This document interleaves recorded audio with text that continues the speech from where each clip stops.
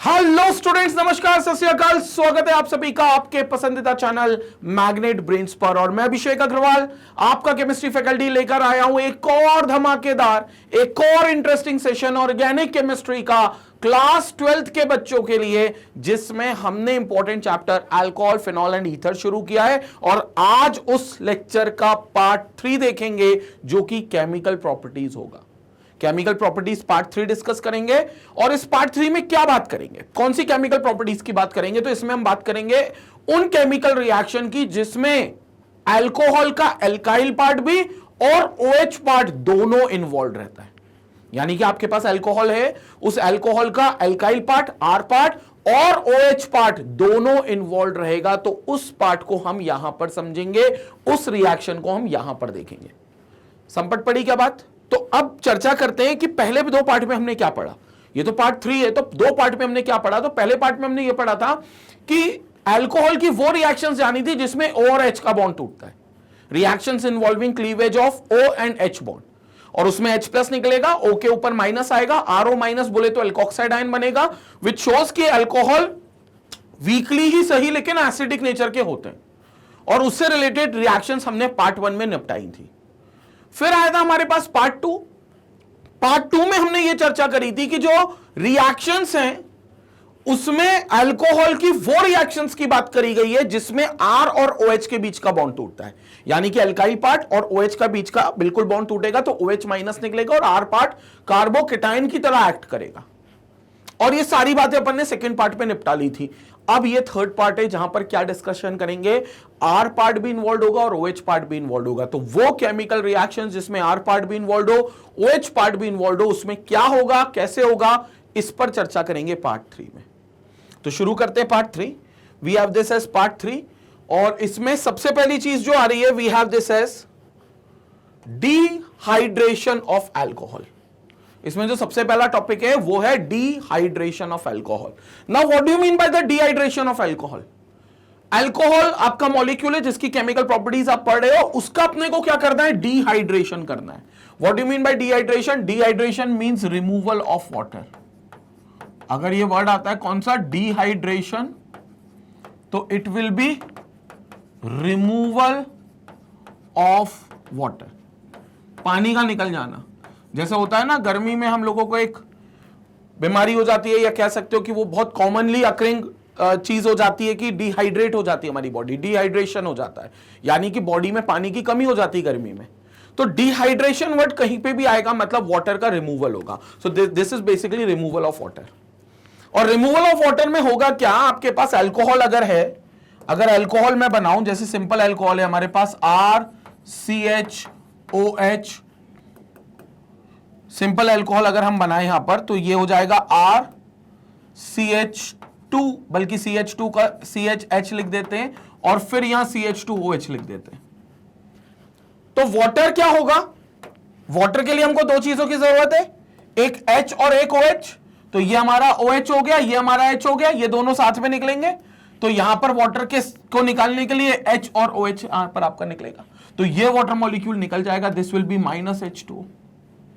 अब सवाल उठता है कि OH जो है वो तो उस कार्बन से निकलेगा जिसके पास OH होगा, और उस कार्बन को हम क्या बोलते हैं, अल्फा कार्बन बोलते हैं। तो ये कार्बन हमारे लिए हो गया अल्फा कार्बन।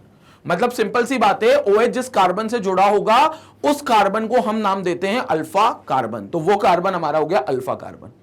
और हमेशा हाइड्रोक्सी ग्रुप जो होगा वो अल्फा कार्बन से निकलेगा। ठीक है, तो अल्फा कार्बन पानी के मॉलिक्यूल में जो OH की जुगाड़ बनानी है वो अल्फा कार्बन से बन जाएगी।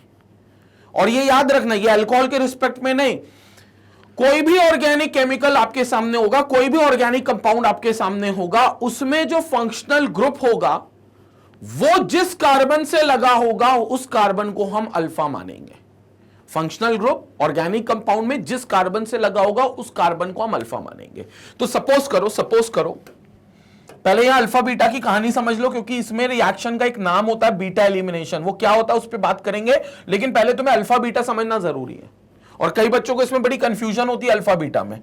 तो यहां पर समझेंगे कि अगर मेरे पास ये कार्बन है और इस कार्बन से मेरा ये OH अटैच्ड है, ये OH लगा हुआ है, ये OH लगा हुआ है, तो क्या होगा, ये कार्बन मेरा हो गया अल्फा कार्बन, ये कार्बन मेरा हो गया अल्फा कार्बन जिस कार्बन से OH लगा है, और इसके बगल के जो कार्बन है यहां पर और यहां पर एक एक कार्बन होगा मान लो, तो ये दोनों कार्बन हो गए बीटा कार्बन।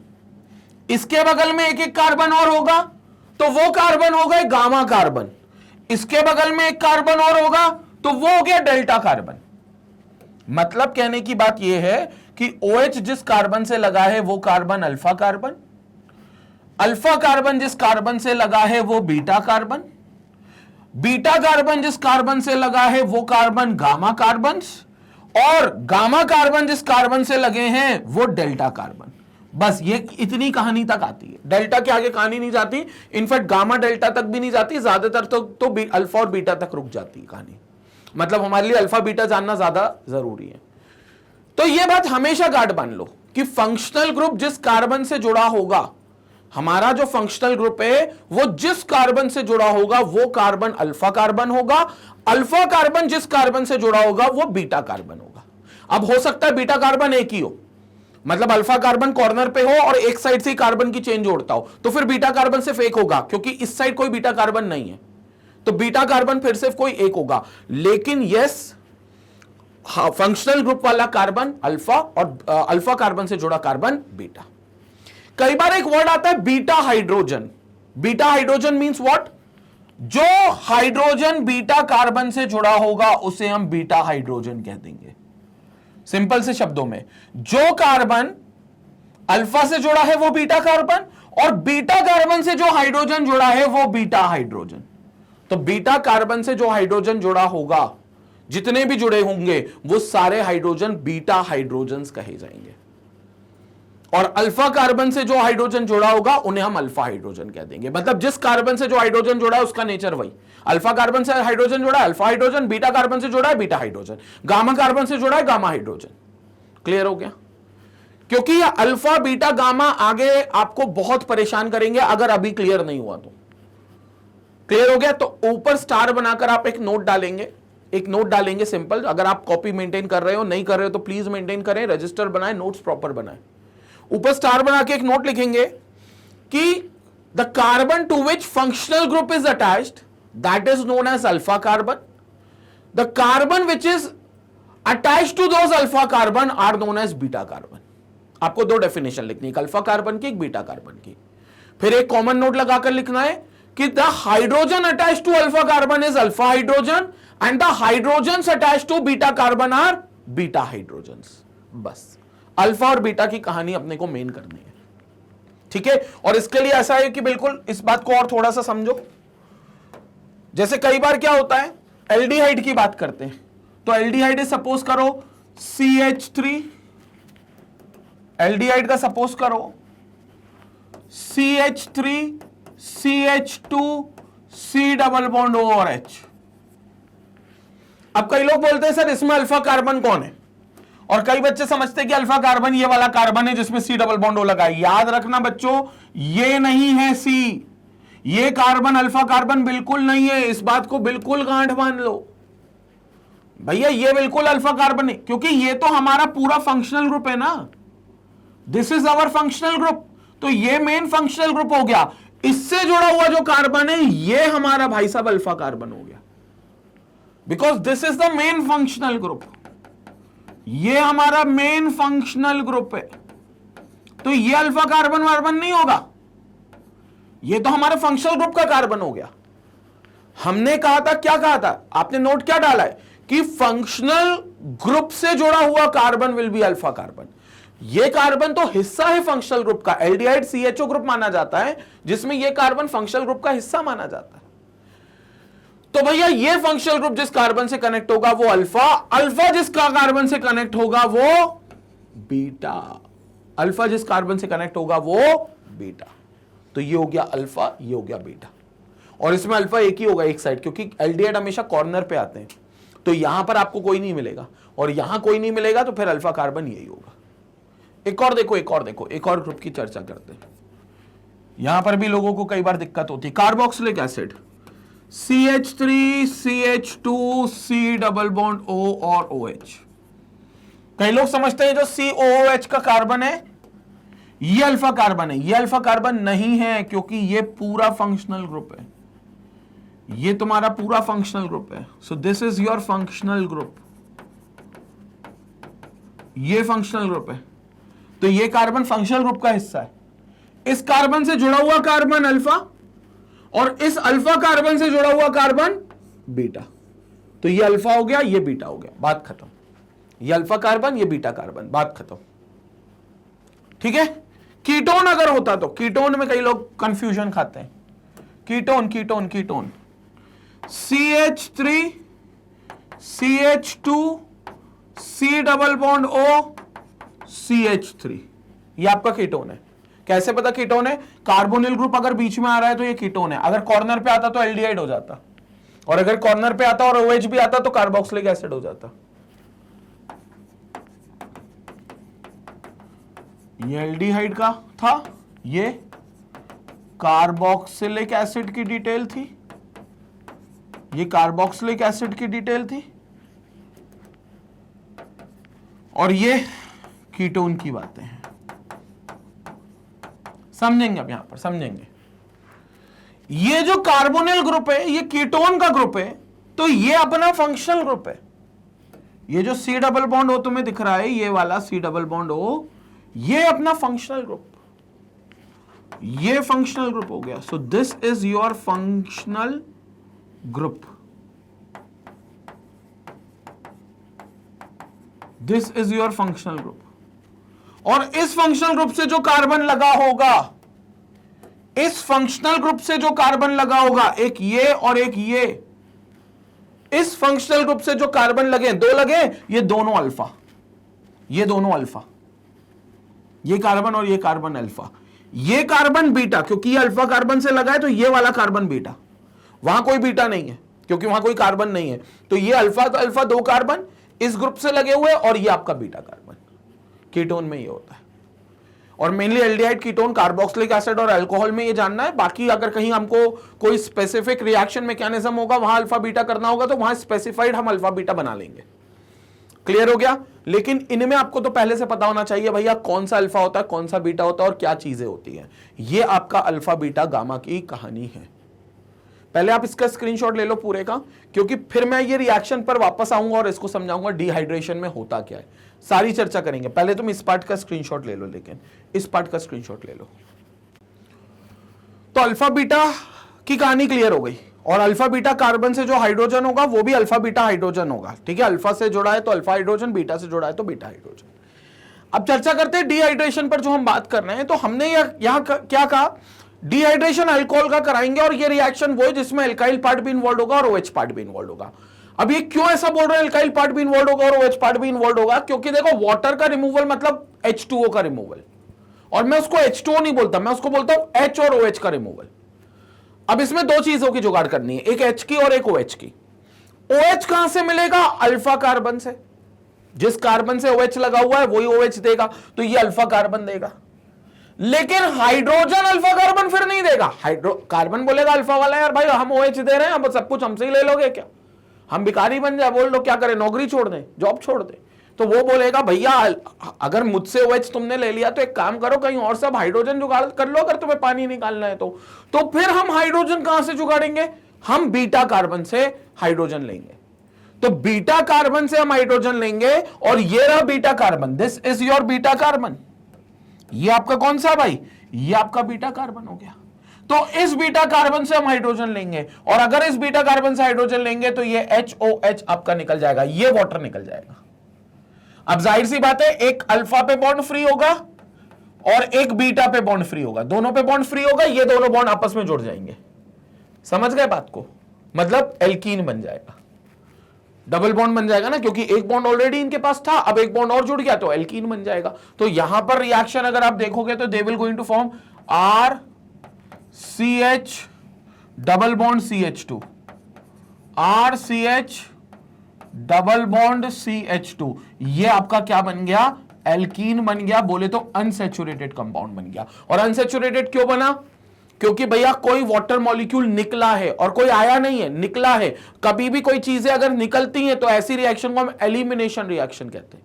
ऐसी रिएक्शन को हम एलिमिनेशन रिएक्शन कहते हैं, और यहां पर एलिमिनेशन हमेशा अनसैचुरेटेड कंपाउंड बनाकर देगा। अल्कोहल का जब भी आप एलिमिनेट करोगे, कोई भी मॉलिक्यूल इसमें से निकालोगे, तो मतलब एटम्स की कमी होगी, तो आपस में कार्बन को खुद के साथ ज्यादा बॉन्ड बनाने पड़ेंगे, मतलब खुद के साथ मल्टीपल बॉन्ड्स बनाने पड़ सकते हैं, इसलिए ये अनसैचुरेटेड कंपाउंड फॉर्म करेगा।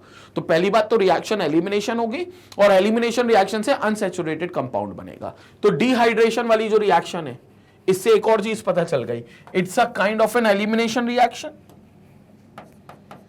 It's a kind of an elimination reaction which always forms unsaturated hydrocarbon. It always forms, क्या फॉर्म करेगा? Unsaturated hydrocarbon. So it always forms unsaturated hydrocarbon. Unsaturated hydrocarbon बनेगा, जैसे कि अल्कीन बन गया। अभी प्रॉपर रिएक्शन हम करेंगे, अभी तो हम बस समझ रहे हैं, जो हमें हेडिंग से जितना समझ में आ रहा है डिहाइड्रेशन ऑफ अल्कोहल्स में क्या क्या हो सकता है।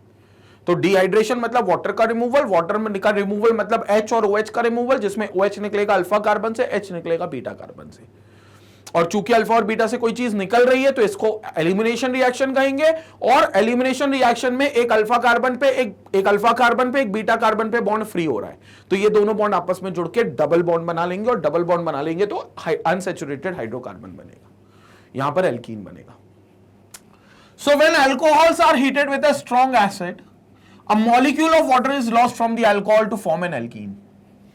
ठीक है, अच्छा, ये जो वाटर का रिमूवल हो रहा है ये किसी एसिड के प्रेजेंस में होगा और बहुत ज्यादा हीट करना पड़ेगा आपको, क्योंकि जनरली, और इसमें कौन सा एसिड आता है? Concentrated H2SO4 which is a very good dehydrating agent. Dehydrating agent मतलब कहीं पे भी जाएगा वाटर मॉलिक्यूल निकाल के लाएगा, तो डिहाइड्रेटिंग एजेंट अच्छा चाहिए, या तो कंसंट्रेटेड H2SO4 ले लो या P2O5 के साथ हीट कर दो, ये सब काम करेंगे आपके डिहाइड्रेशन के काम में। तो डिहाइड्रेट करेंगे and finally they will form an alkene, तो देखो वो एल्कीन बनेगा। This process is known as dehydration. The reaction comes under the major clause of elimination reaction. इस रिएक्शन को हम dehydration कहेंगे, और ये रिएक्शन एलिमिनेशन रिएक्शन की कैटेगरी मानी जाएगी। यानी कि कोई पूछे कि इस रिएक्शन का टाइप क्या होगा, इस रिएक्शन का मैकेनिज्म क्या होगा, तो it will be elimination reaction. The most common acids used for dehydration are H2SO4, H3PO4, or some Lewis acids like Al2O3 और THO2। क्लियर हो गया? Thorium dioxide, a very simple example of a dehydration process. अब इसमें एक और example दिया हुआ है अगली स्लाइड में, लेकिन इतना समझ में आया, यह होता है हमारा डिहाइड्रेशन। अब यहां तुम्हें दिक्कत नहीं थी, क्यों? क्योंकि यहां पर तुम्हारे पास जो अल्फा कार्बन था वो कॉर्नर पे था, और अल्फा कार्बन अगर कॉर्नर पे होता है तो फायदा क्या मिलता है कि बीटा कार्बन सिर्फ एक ही रहता है, और उसी से हमको हाइड्रोजन निकालना होता है, उसी बीटा कार्बन से हमें हाइड्रोजन निकालना पड़ता है।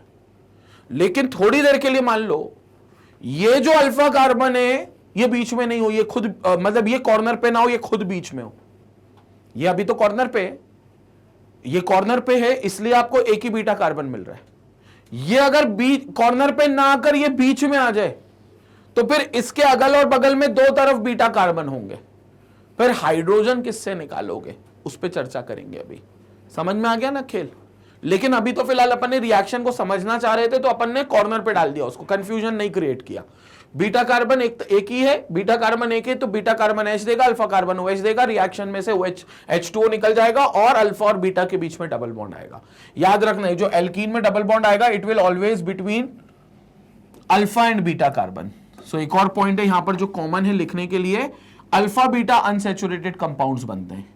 So since double bond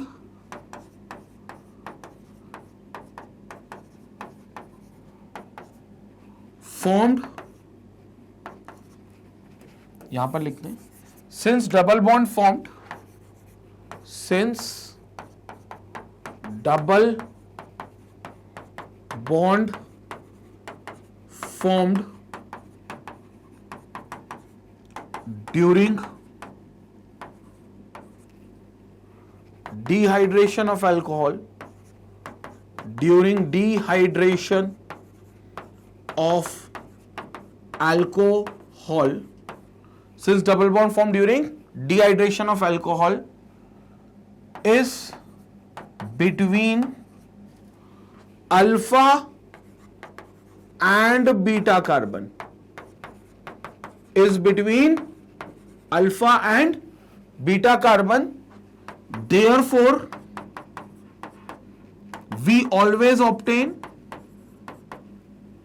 alpha beta unsaturated compound. We always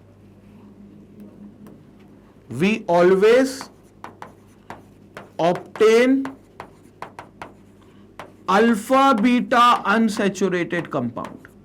तो इसलिए हमेशा जो कंपाउंड हमें मिलेगा एल्कीन का, वो अल्फा बीटा पर ही अनसैचुरेटेड दिखाएगा, अनसैचुरेशन दिखाएगा, unsaturated compound alpha beta carbon पर ही, क्योंकि अनसैचुरेशन आएगा।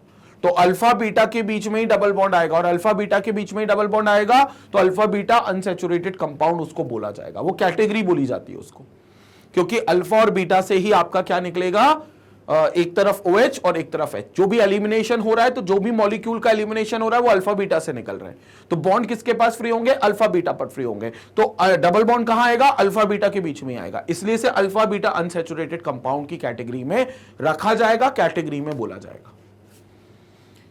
कंसेप्ट क्लियर हो गया। अब इसमें एक एग्जाम्पल दिया हुआ है, एग्जाम्पल पे चर्चा करते, पहले स्क्रीनशॉट लेंगे, ठीक है। एसिड्स याद रखना, H2SO4 यूज कर सकते हो, H3PO4 यूज कर सकते हो, Al2O3 यूज कर सकते हो, ये सब आप यूज कर सकते हो डिहाइड्रेट करने के लिए। आगे चलते हैं, एग्जांपल देखते हैं इनका। ये वाला पार्ट अपन ने ऑलरेडी देख लिया था, अब यहां पर देखेंगे एग्जांपल। CH3CH2OH है, ये तो सिंपल इथेनॉल है। इसमें क्या करा, ये OH उठाया क्योंकि ये अल्फा कार्बन था, ये बीटा कार्बन था, तो इसका एक H उठा लिया, तो ये एक H और एक OH मिलकर क्या बनाएगा, H2O। अब अल्फा और बीटा के बीच में आपका डबल बॉन्ड आ जाएगा, तो ये हो जाएगा CH2 double bond CH2, CH2 double bond CH2। तो ये रिएक्शन हो गई H2SO4 के साथ, और देखो थोड़ा सा हीट करना पड़ा 443 केल्विन टेम्परेचर के साथ। क्लियर हो गया कैसे हुई रिएक्शन, एक बार और देख लो। यहां पर इथेनॉल था, इथेनॉल में तो बड़ा सिंपल खेल है, CH2 double bond CH2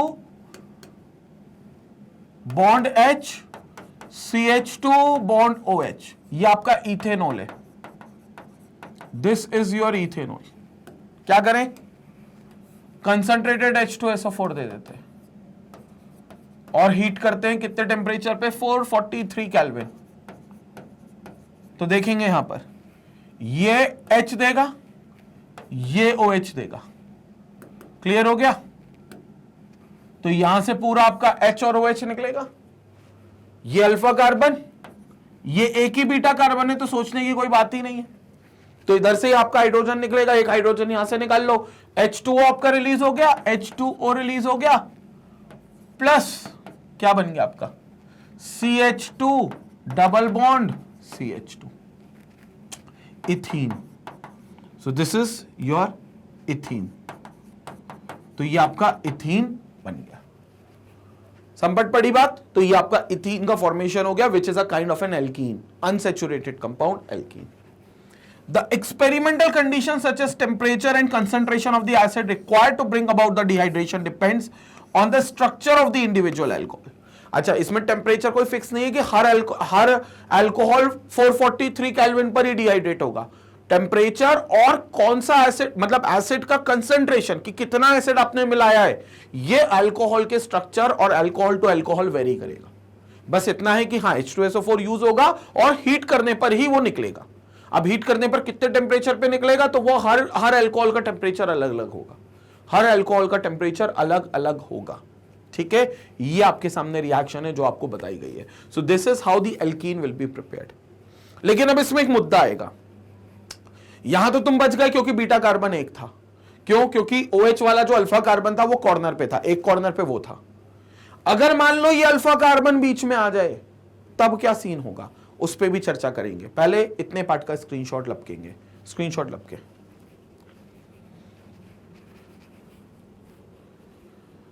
okay, तो आगे बात करते हैं। यस, तो reaction involves this dehydration part. अगर आप साइक्लिक में आ गए हो, पहले साइक्लिक की बात करते हैं। This is cyclohexanol. तो साइक्लिक में तो और अच्छा है। यहां पर आपका ये अल्फा कार्बन हो गया जो किसको शहीद करेगा, OH को शहीद करेगा। ये आपके बीटा कार्बन हो गए। अब आपकी मर्जी, अभी तो बीटा कार्बन 2 हैं आपके पास, तो आप कहीं से भी निकाल लो क्योंकि स्ट्रक्चर साइक्लिक है। और साइक्लिक स्ट्रक्चर में कोई फर्क नहीं पड़ेगा कि आपने किस बीटा कार्बन से हाइड्रोजन को एलिमिनेट कराया है। आप कोई से भी बीटा कार्बन से हाइड्रोजन एलिमिनेट करा सकते हो क्योंकि साइक्लिक स्ट्रक्चर में तो सब सर्कल में चल रहा है। सर्कल में चल रहा है तो वो डबल बॉन्ड जहां आएगा, जिस कार्बन के बीच में आएगा, उन कार्बन को हमें 1 और 2 बोल देना है। मेरी बात समझ में आ रही है? समझाता हूं, समझेंगे। साइक्लोहेक्सेनोल ले लेते हैं, ठीक है, साइक्लोहेक्सेनोल ले लेते हैं। एक अलग से स्लाइड ले लेते हैं यहां पर साइक्लोहेक्सेनोल के लिए। साइक्लोहेक्सेनोल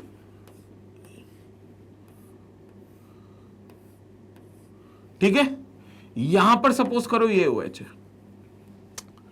ये मेरे लिए क्या हो गया, एक अल्फा कार्बन हो गया, ये अल्फा कार्बन हो गया। ये मेरे लिए हो गए कौन से, बीटा कार्बन। तो ये कार्बन भी बीटा है और ये कार्बन भी बीटा है क्योंकि अल्फा से जितने कार्बन जुड़े वो बीटा है, यहां तो 2 है, तो 2 बीटा कार्बन। ठीक है, रिएक्शन किससे, H3PO4 के प्रेजेंस में, और हीट कर रहे हैं। टेम्परेचर देख लेंगे, टेम्परेचर को कोई याद नहीं रखना अपने को, बस अपन ने हीट का भी साइन बना दिया तो अपना काम हो गया। अब मेरी बात को समझना, यहां पर OH है, यहां पर H है, ऐसे तो यहां पर भी H है। अगर यहां पर ये निकलता है, ये OH और ये H, ये अगर H2O निकलता है तो डबल बॉन्ड यहां आएगा, यानी कि स्ट्रक्चर देखेंगे, डबल बॉन्ड आपको यहां मिलेगा, ये हो जाएगा, तब भी ये साइक्लोहेक्सीन ही कहा जाएगा, मतलब ये साइक्लोहेक्सीन कहा जाएगा। और साइक्लोहेक्सीन किसके बीच में, 1 और 2 के बीच में, तो वो लिखने की जरूरत नहीं है क्योंकि ऑब्वियस है कि वो डबल बॉन्ड 1 और 2 में आएगा क्योंकि हम नंबरिंग वहीं से शुरू करेंगे जहां डबल बॉन्ड है। साइकिल में तो क्योंकि कोई कॉर्नर नहीं है ना कि कॉर्नर से मैंडेटरी हो कि कार्बन की चेन स्टार्ट करें। ये तो साइक्लिक कंपाउंड से, एसाइक्लिक होते तो हमें कॉर्नर से करना पड़ता और फिर हम वहां से नंबरिंग करते जहां से डबल बॉन्ड पास पड़ता। लेकिन यहां तो हम नंबरिंग वहां से कर सकते हैं जहां से डबल बॉन्ड शुरू हो रहा है, तो उसको 1 दे देंगे, इसको 2 दे देंगे। तो साइक्लोहेक्सीन में ऑब्वियस है कि साइक्लोहेक्स 1 इन है, और 1 लिखते नहीं है तो हेक्सीन उसको सिंपल लिख सकते। और इवन अगर यह भी निकलता, कौन, अगर यह भी निकलता ये H और OH, मान लो इस बीटा कार्बन ने हाइड्रोजन शहीद कर दिया, OH तो कंफर्म है इसी अल्फा से निकलेगा, इस बीटा ने शहीद कर दिया तो यहां डबल बॉन्ड बनेगा, तो भी साइक्लोहेक्सीन। कोई अंतर नहीं है इसमें, बिल्कुल भी कोई डिफरेंस नहीं है, और कोई डिफरेंस तुम्हें भी नहीं समझना है। अब यहां पर तुमने डबल बॉन्ड लगा दिया तो भी ये साइक्लोहेक्सीन होगा। अब ये 1 और 2 हो जाएंगे भाई, उससे फर्क नहीं पड़ेगा क्योंकि साइक्लिक कंपाउंड में डबल बॉन्ड जहां से आएगा हम नंबरिंग वहीं से शुरू करेंगे। तो ये भी साइक्लोहेक्सीन है और इसका भी नाम साइक्लोहेक्सीन है, मतलब दोनों कंपाउंड एक ही है क्योंकि दोनों कंपाउंड का नाम एक है, मतलब वो अलग हो ही नहीं सकते। हमेशा याद रखना, दोनों कंपाउंड के अगर हुबहू एग्जैक्टली नाम सेम है तो वो दो अलग नहीं है, वो एक ही कंपाउंड है। तो फिर तुम या तो ये बनाओ या ये बनाओ, दोनों नहीं बनाने, कोई एक बनाना है। संपट पड़ी क्या बात? तो ये होता है रिएक्शन में जब आपके पास 2 बीटा कार्बन है और दोनों बीटा कार्बन से बात बराबर है, आप कहीं से भी हाइड्रोजन निकाल सकते हो, प्रोडक्ट सेम ही बनना है दोनों तरफ से, इसलिए आप कहीं से भी, आपको आजादी मिलती है, आपको छूट मिलती है, आपके पास फ्रीडम है कि आप कहीं से भी हाइड्रोजन निकाल लो। क्लियर हो गया? साइक्लिक पार्ट में आप यहां बच जाते हो। तो इसमें अपन लिखेंगे सिंस in cyclic alcohols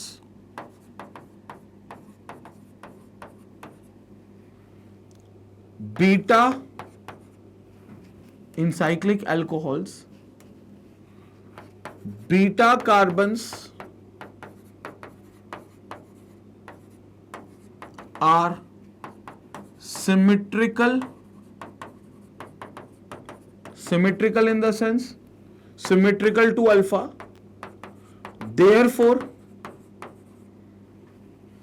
या 2 बीटा कार्बन्स कहना चाहिए, 2 beta carbons are symmetrical to alpha carbon, therefore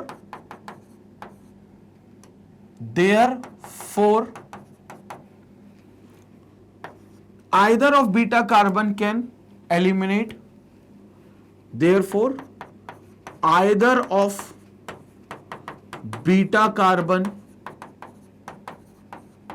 can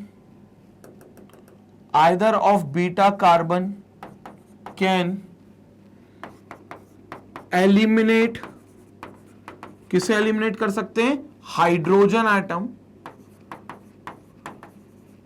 as the product obtained will be same, as the product obtained will be same, क्योंकि यहां जो प्रोडक्ट ऑब्टेन्ड होगा that product obtained will be same.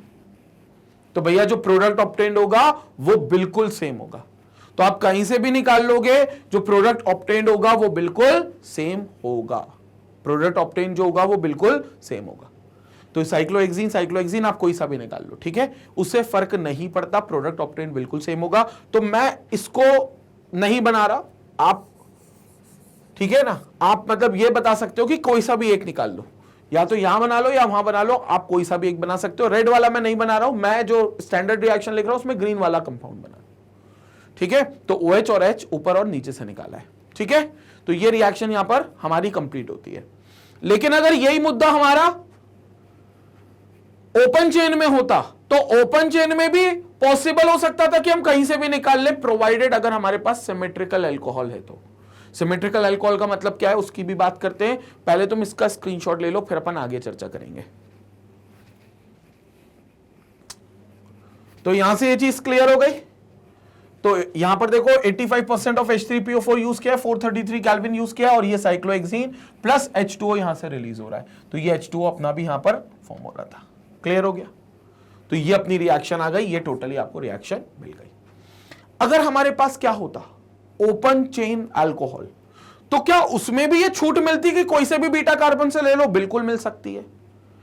अगर हमारे पास symmetrical alcohol है तो, symmetrical का मतलब क्या है समझना यहां पर बात को, सिमेट्रिकल का मतलब क्या है यहां पर बात को समझेंगे। अगर मेरे पास CH3 CH3 और OH है तो दिस इज प्रोपेन टू ओल, प्रोपेन टू ओल। एक बात तो कंफर्म है कि अल्फा कार्बन तो ये रहा, क्योंकि इससे OH लगा हुआ है तो दिस इज अल्फा कार्बन। लेकिन एक बात और कंफर्म है कि बीटा यहां पर भी दो हैं। अब दो हैं यहां पर तो कहीं से भी निकाल सकते हैं क्या? जैसे साइक्लिक अल्कोहल में निकाल सकते थे, आजादी थी, क्या इसमें भी निकाल सकते हैं? बिल्कुल निकाल सकते हो, because it's a kind of symmetrical alcohol. Sir what do you mean bye symmetrical alcohol? भैया अल्फा कार्बन के अगल और बगल में, अल्फा कार्बन के अगल और बगल में कार्बन की संख्या सेम है। अल्फा कार्बन बीच में है, यहां पर भी एक कार्बन है, यहां पर भी एक कार्बन है, कार्बन की संख्या सेम है। ऐसे अल्कोहल को हम सिमेट्रिकल कहते हैं, ऐसे अल्कोहल को हम सिमेट्रिकल कहते हैं। ऐसा नहीं बोलो कि बीटा कार्बन, टोटल कार्बन देख रहा हूं, वो तो चलो एक ही एक कार्बन है जो मैंने कंपाउंड बनाया, हो सकता है दो दो हो सकते थे, तीन तीन हो सकते थे। मुद्दा बस इतना है कि अल्कोहल वाले कार्बन पर, यानी कि अल्कोहल वाले कार्बन के रिस्पेक्ट में, जिसको हम अल्फा कार्बन बोलते हैं, उसके रिस्पेक्ट में राइट साइड और लेफ्ट साइड दोनों साइड में अगर कार्बन की संख्या सेम है तो वो सिमेट्रिकल अल्कोहल होगा। और सिमेट्रिकल अल्कोहल के डिहाइड्रेशन में तुम्हें पूरी आजादी है कि तुम हाइड्रोजन किसी भी बीटा कार्बन से निकाल सकते हो, प्रोडक्ट में कोई फर्क नहीं पड़ेगा, दोनों केस में प्रोडक्ट सेम बनेगा, जैसे इसमें बन रहा था, जैसे इसमें बन रहा था। दोनों केसेस में प्रोडक्ट बिल्कुल सेम बनेगा, कोई प्रोडक्ट में अंतर नहीं आएगा, सिमेट्रिकल अल्कोहल है तो। देख लेते हैं एक बार, दोनों बीटा कार्बन है यहां पर, या हमारे पास दो बीटा कार्बन है। एक दो बीटा कार्बन का जो हाइड्रोजन है हम थोड़ा सा अलग तरीके से लिखते हैं, क्योंकि हमें वो एलिमिनेट कराना है। तो हम लिखते हैं ये CH2, इसको H, और ये CH3। हमने डिसाइड किया हम यहां से निकालेंगे, ठीक है। तो हम कौन सा बीटा हाइड्रोजन निकाल रहे हैं? ये वाला, ये वाला, ये OH निकलेगा, ये H निकलेगा। बोले कंसंट्रेटेड H2SO4, और इसमें हमें क्या करना पड़ेगा? हीट करना पड़ेगा, ठीक है। तो क्या हो जाएगा? CH3 यहां पर CH और CH2 बचेगा, CH का एक बॉन्ड फ्री, CH2 का भी एक बॉन्ड फ्री, मिलकर आपस में लोग डबल बॉन्ड बना लेंगे। इसको बोलेंगे प्रोप 1इन, प्रोप 1इन, क्योंकि 1 2 3 यहां से नंबरिंग स्टार्ट होगी, जहां से डबल बॉन्ड पास है 1 2 3, तो प्रोप 1इन प्लस वाटर मॉलिक्यूल रिमूव हो जाएगा, प्रोप 1इन। तो ये प्रोप 1इन हो गया, मतलब अल्फा बीटा अनसैचुरेटेड कंपाउंड बन गया। और कंपाउंड में जरा सा भी अंतर नहीं होता। अगर मान लो ये CH3 की जगह, मतलब इस CH3 की जगह इधर से यहां से बीटा कार्बन से हाइड्रोजन निकल जाता, तो यहां से अगर हाइड्रोजन निकल जाता तो देखेंगे, तो ये हो गया आपका CH2 और ये H। अगर यहां से निकल जाता तो क्या स्थिति होती, देखेंगे यहां पर, ये H देता, ये OH देता, ये भी पॉसिबल था। Same reaction, concentrated H2SO4 heat करेंगे, यहां पर आपका डबल बॉन्ड आएगा, CH2 बॉन्ड, यहां से CH, इस पर एक बॉन्ड फ्री, इस पर एक बॉन्ड फ्री, दोनों ने मिलकर डबल बॉन्ड बना लिया, और यहां CH3। क्या इसमें और इसमें कोई अंतर दिख रहा है? कोई अंतर नहीं है। अब नंबरिंग तुम यहां से शुरू कर दो, तब भी नाम प्रोप 1इन ही आएगा, तब भी नाम प्रोप 1इन ही आएगा। तो भैया अगर प्रोप 1इन ये भी है, प्रोप 1इन ये भी है, मतलब दोनों अलग कंपाउंड नहीं है। इसको ऐसे पलटा कर लिख दो तो ये बन गया, वो तो इसको पलटा दिया तो ये बन जाएगा। दोनों प्रोप 1इन है, तो दोनों एक ही प्रोडक्ट है, तो इसमें कोई दिक्कत नहीं है। तुम कोई से भी बीटा कार्बन से हाइड्रोजन निकाल सकते हो, क्योंकि दोनों सूरत में आपको प्रोडक्ट सेम मिलेंगे। तो जैसे साइक्लिक अल्कोहल में है, वैसे ही आपका यहां पर जो एलिफेटिक अल्कोहल से, जो हमारे ओपन चेन अल्कोहल से, उनके सिमेट्रिकल अल्कोहल में भी यही केस है। This is a case of symmetrical alcohol, ये बात याद रखना है, सिमेट्रिकल अल्कोहल का केस है। इसलिए आपको कोई भी बीटा कार्बन से निकालोगे तो फर्क नहीं पड़ेगा। So in symmetrical alcohol, in symmetrical alcohol, hydrogen can be eliminated, hydrogen can be eliminated from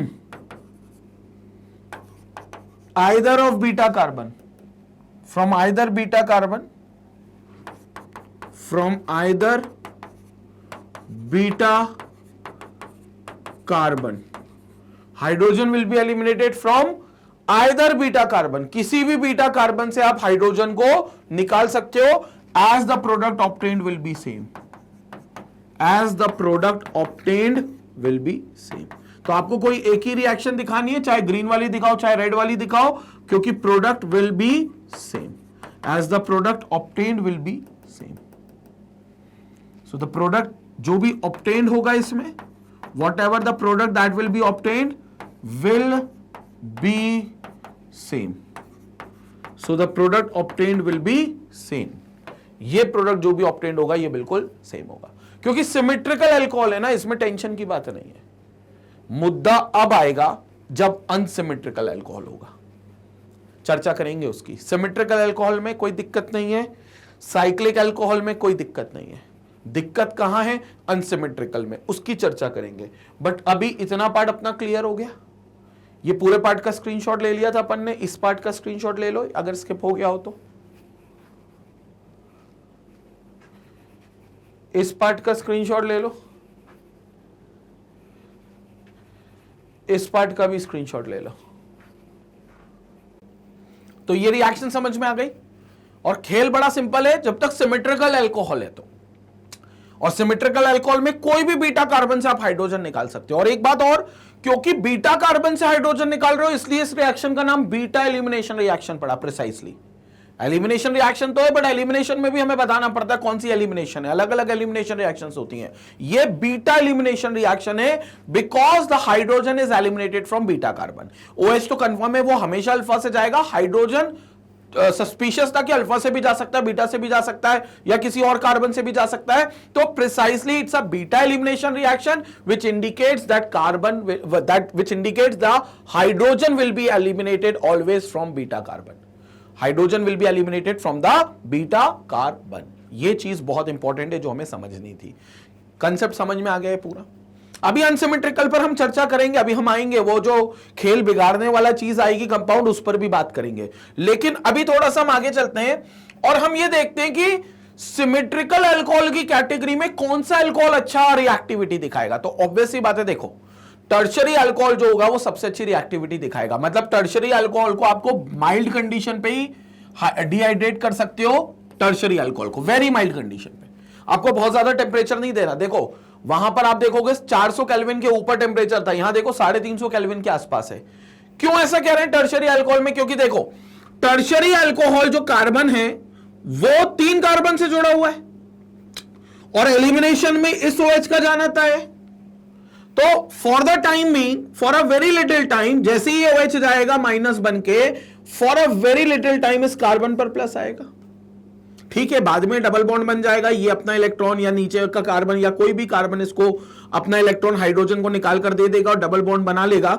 लेकिन थोड़े टाइम के लिए तो इस पर पॉजिटिव चार्ज आएगा. So as soon as OH minus group will leave, as soon as OH minus group leaves, alpha carbon acquires a positive charge. Alpha carbon के ऊपर अल्फा कार्बन एक्वायर कर लेगा किसे? पॉजिटिव चार्ज को. Alpha carbon acquire a positive charge, और positive charge मतलब and thereby forms carbocation. समझ में आया? Thereby forms carbocation. क्या होगा? अल्फा कार्बन तुरंत पॉजिटिव चार्ज एक्वायर कर लेगा और तुरंत अपने आप को तब्दील कर लेगा कार्बोकेटायन में. क्योंकि OH माइनस चला गया ना, OH माइनस लेकर गया तो कार्बन को क्या बना गया? प्लस बना गया. तो कार्बन प्लस बना गया तो ऊपर वाले कार्बन से वो गुजारिश करेगा कि भाई मेरा इलेक्ट्रॉन OH लेकर चला गया. कौन सा वाले कार्बन से? बीटा कार्बन से. अब वो ऊपर हो सकता है, यहां हो सकता है, यहां हो सकता है, कहीं भी हो सकता है. वो बीटा कार्बन से बोलेगा कि भैया मेरे को तुम बॉन्ड बनाओ, क्योंकि मेरा जो मैं अल्फा कार्बन हूं, मैं पॉजिटिव बन गया हूं क्योंकि OH मेरा इलेक्ट्रॉन लेकर गया. तो फिर बीटा कार्बन हाइड्रोजन को निकाल देगा और हाइड्रोजन को निकालेगा H+ में और खुद उसका इलेक्ट्रॉन लेकर आ जाएगा और अपना इलेक्ट्रॉन के साथ डबल बॉन्ड बना लेगा उस अल्फा कार्बन के साथ में. तो अल्फा बीटा के बीच में डबल बॉन्ड इस तरीके से बनेगा. मतलब इसमें रिएक्शन का एक इंटरमीडिएट बनेगा जो कि कार्बोकेटायन होगा. ये और क्लियर होगा जब हम मैकेनिज्म पढ़ेंगे, तो इसमें हम और क्लियर करेंगे कि इसमें आपका कार्बोकेटायन का फॉर्मेशन होगा. तो this will give you carbocation.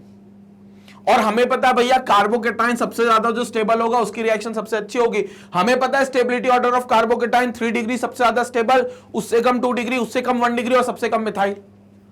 ये हम पढ़ चुके. तो फिर इसलिए हम कह रहे हैं कि इसकी 3 डिग्री अल्कोहल की रिएक्टिविटी सबसे अच्छी होगी, क्योंकि 3 डिग्री अल्कोहल के लिए बहुत माइल्ड कंडीशंस लग रही है, मतलब सबसे अच्छी हो रही है. Because it follows the formation of intermediate as carbocation and the stable carbocation is 3 degree followed by 2 degree then 1 degree and then at last the least stable is methyl carbocation. Hence this reactivity will be, its reactivity will be maximum. So since the reaction follows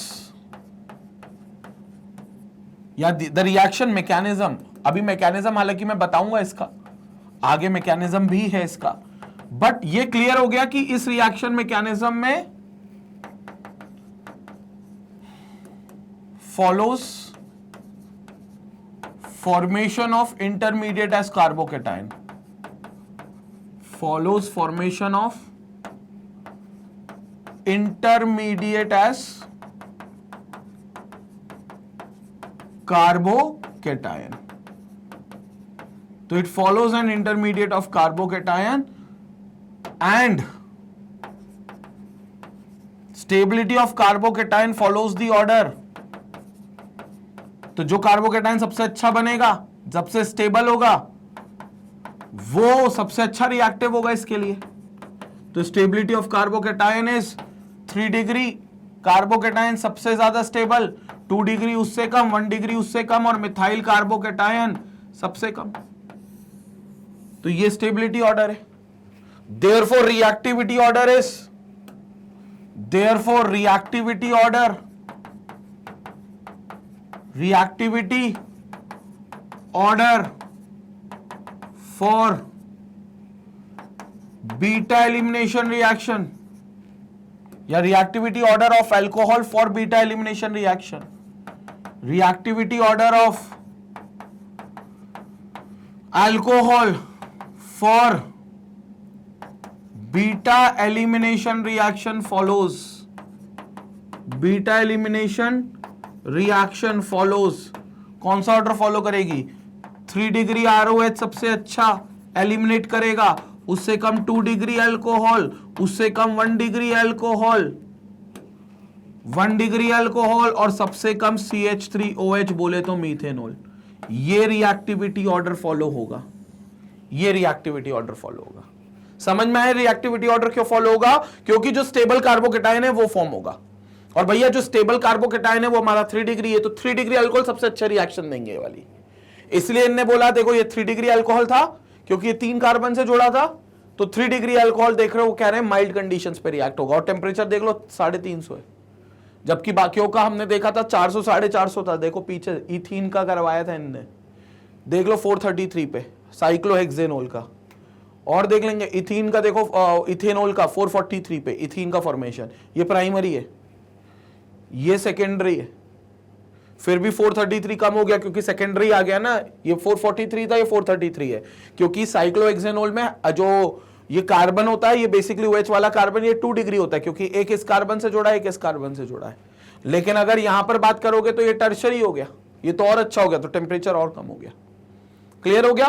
तो ज्यादा heat फिर मेहनत नहीं करनी पड़ेगी आपको, ज्यादा energy नहीं खर्च करनी पड़ेगी डिहाइड्रेट कराने के लिए, तो इजीली डिहाइड्रेट होगा।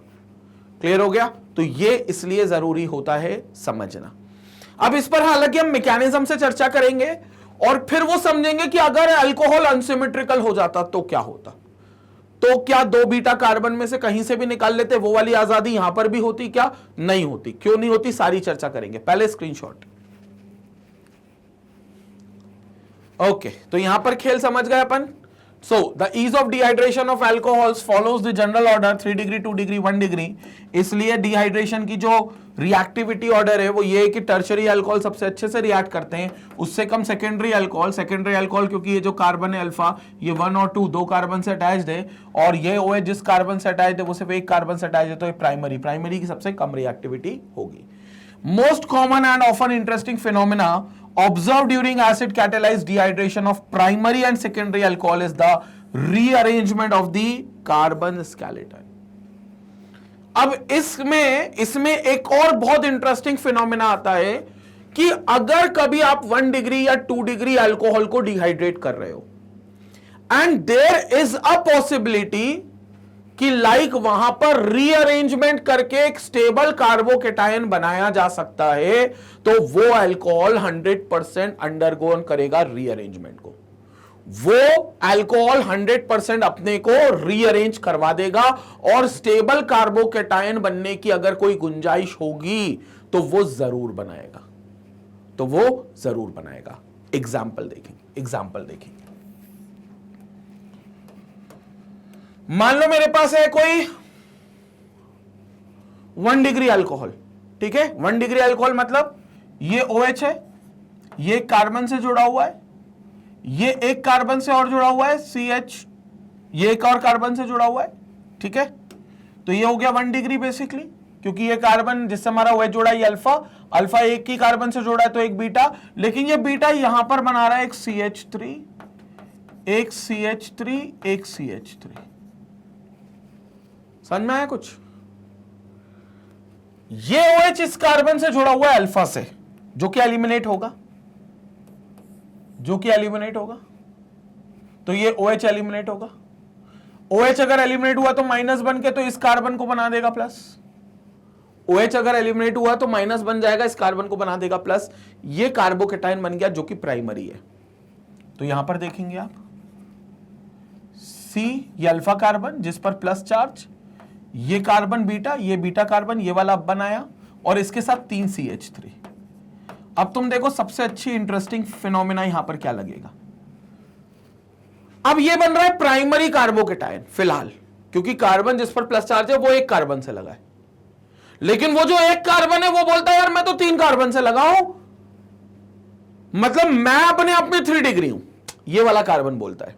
लेकिन हमारा कार्बोकेटायन इज 1 डिग्री। मैं क्लियर कर दूं, हमारा कार्बोकेटायन जो है वो क्लियरली 1 डिग्री है। 1 डिग्री क्यों है भाई? क्लियरली 1 डिग्री क्यों है? क्योंकि ये C पर पॉजिटिव चार्ज आपको दिखेगा, और जिस कार्बन पर आपको पॉजिटिव दिख रहा है वो सिर्फ एक ही कार्बन से लगा है, तो ये 1 डिग्री कार्बोकेटायन हमारा हो जाएगा। लेकिन ये कार्बन जो लगा है 3 कार्बनों से, वो बोलेगा यार मेरा पड़ोसी कार्बन पे कुछ ज्यादा गरीबी है यार, उसके और उसके पास कोई है ही नहीं मेरे अलावा। जिस कार्बन पर प्लस चार्ज है उस पर ज्यादा गरीबी है, और इस बेचारे कार्बन के पास मेरे अलावा कोई है ही नहीं। ये ऐसा कार्बन ये वाला बोल रहा है जो बीच में है ना, 3 लोगों से जुड़ा हुआ है, वो बोलेगा यार उसकी गरीबी मैं ले लेता हूं, क्योंकि मैं गरीबी झेल सकता हूं। क्यों? क्योंकि मेरे साथ तो मेरे जुड़वा भाई हैं काफी, जो प्लस आई इफेक्ट दिखाते, जो इलेक्ट्रॉन को पुश करते हैं मेरी तरफ। तो यार अपने पड़ोसी की मदद अब नहीं करूंगा, कब करूंगा? एक काम करता हूं, उस पड़ोसी को बोलता हूं यार वो प्लस चार्ज मुझे दे दे।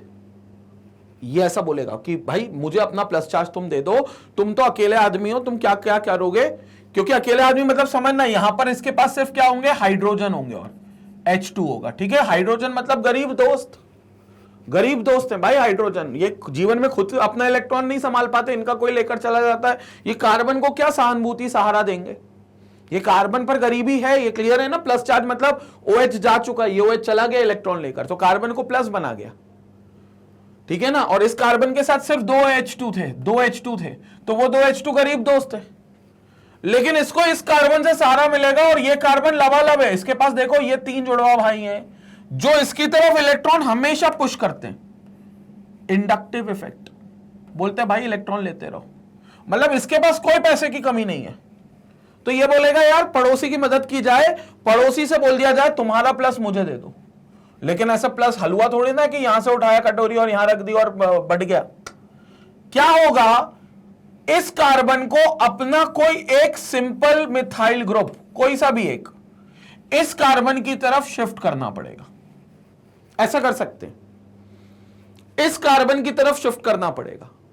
ऐसा हो जाएगा। सर कैसे हो जाएगा? तुम्हें कुछ नहीं करना, ये अपने आप होता है रीअरेंजमेंट। क्योंकि ये मॉलिक्यूल वो कहते हैं कि अनस्टेबल है, क्योंकि 1 डिग्री कार्बोकेटायन है, और उस मॉलिक्यूल को देखकर ये गुंजाइश है कि ये स्टेबल कार्बोकेटायन में बन सकता है, तो वो खुद से ये रीअरेंजमेंट कर लेगा, खुद से वो अपने आप को स्टेबल कर लेगा। तो रीअरेंजमेंट क्या होगी? ये कार्बन यहां चला जाएगा, ये कार्बन यहां चला गया तो इसका बॉन्ड बन गया, लेकिन इसके पास से चला गया। समझ में आ रहे हो? इसके पास से चला गया तो पॉजिटिव चार्ज इस पर आएगा। मतलब कहने को ये CH3 माइनस बनकर यहां पर जाएगा, प्लस को खत्म कर देगा, लेकिन जब यहां माइनस बन के निकलेगा तो यहां अपने आप एक प्लस आएगा। समझ में आई बात? तो क्या होगा? Rearrangement will take place. This is what we called as rearrangement.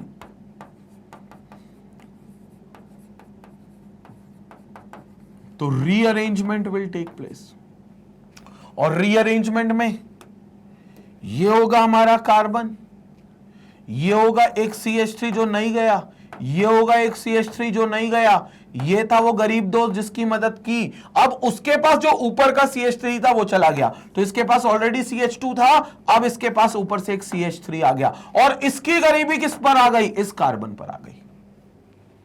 समझ में आया?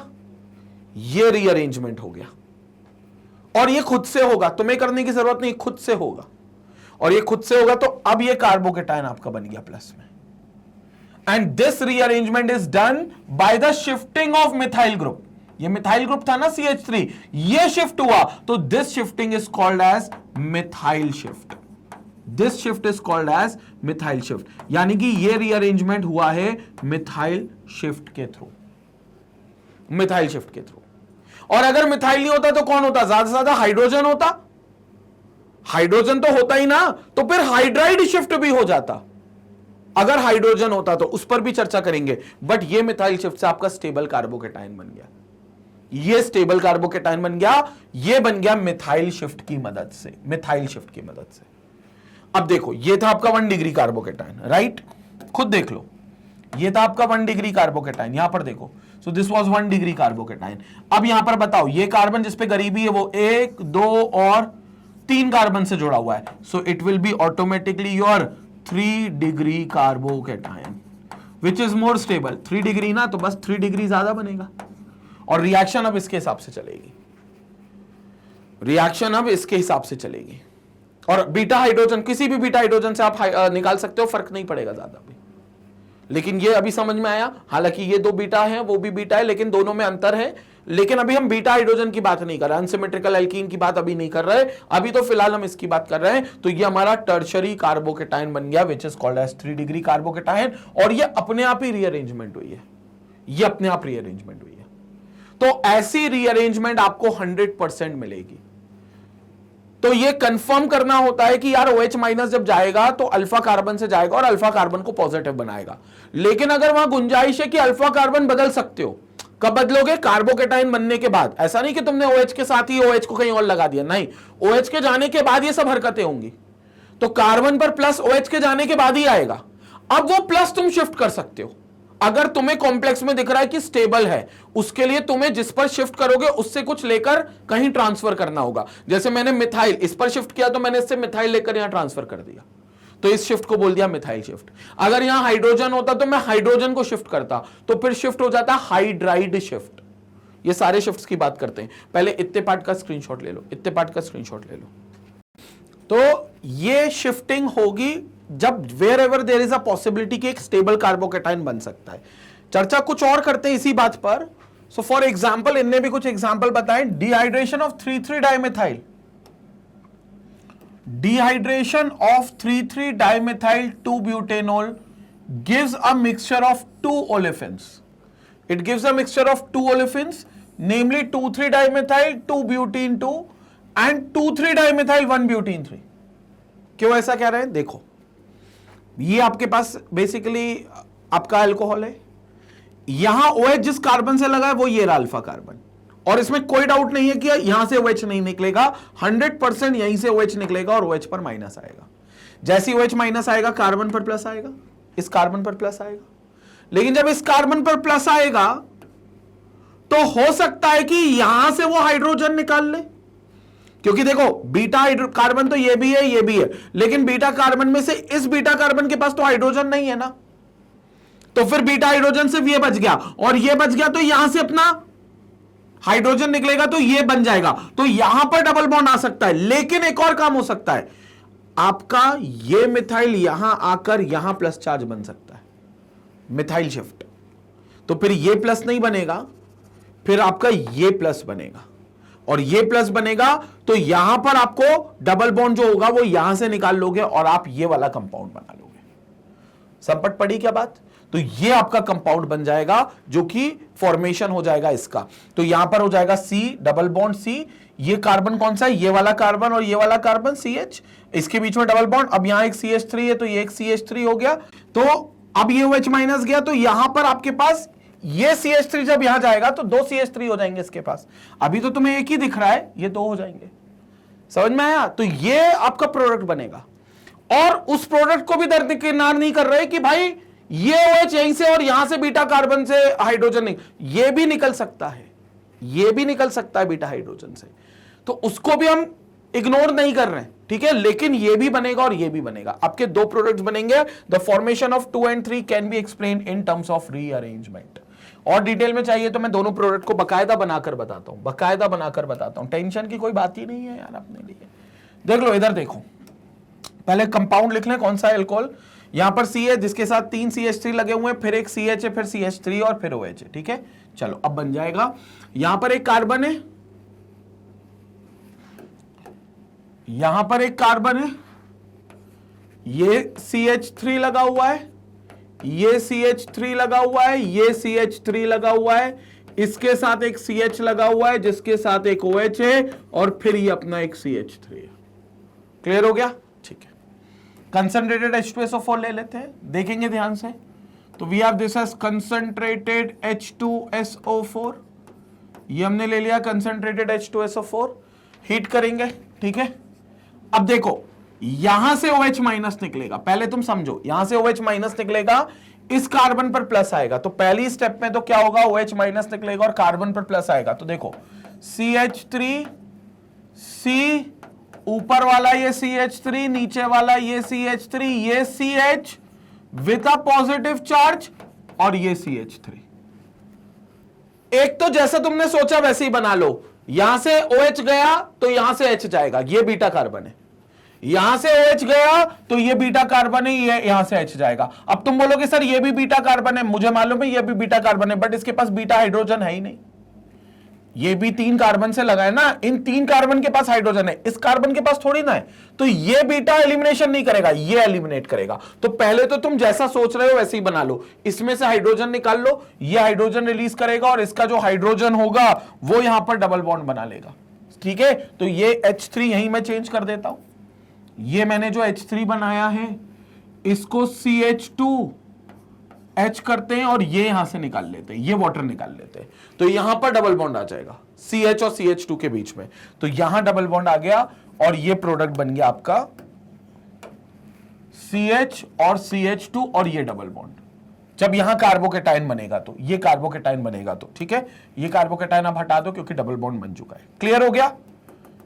ठीक है, तो यहां पर अपन ऐसा कर देते, ये CH3 है, फिर यहां से अपन आगे चलकर इसका H हटा देते, ठीक है। अब रिएक्शन बता देता हूं मैं आगे की, तो ये H हटा देते और ये बन जाएगा CH3C, ऊपर एक CH3, नीचे एक CH3, यहां पर आपके पास CH डबल बॉन्ड CH2, ठीक है ना, क्योंकि यहां पर जो CH2 करके एक H होगा वो H का बॉन्ड ये यहां ले लेगा और H पॉजिटिव बनाकर निकाल देगा, ठीक है ना। तो H पॉजिटिव OH नेगेटिव के साथ वाटर बन जाएगा, तो यहां से वाटर भी रिमूव होगा,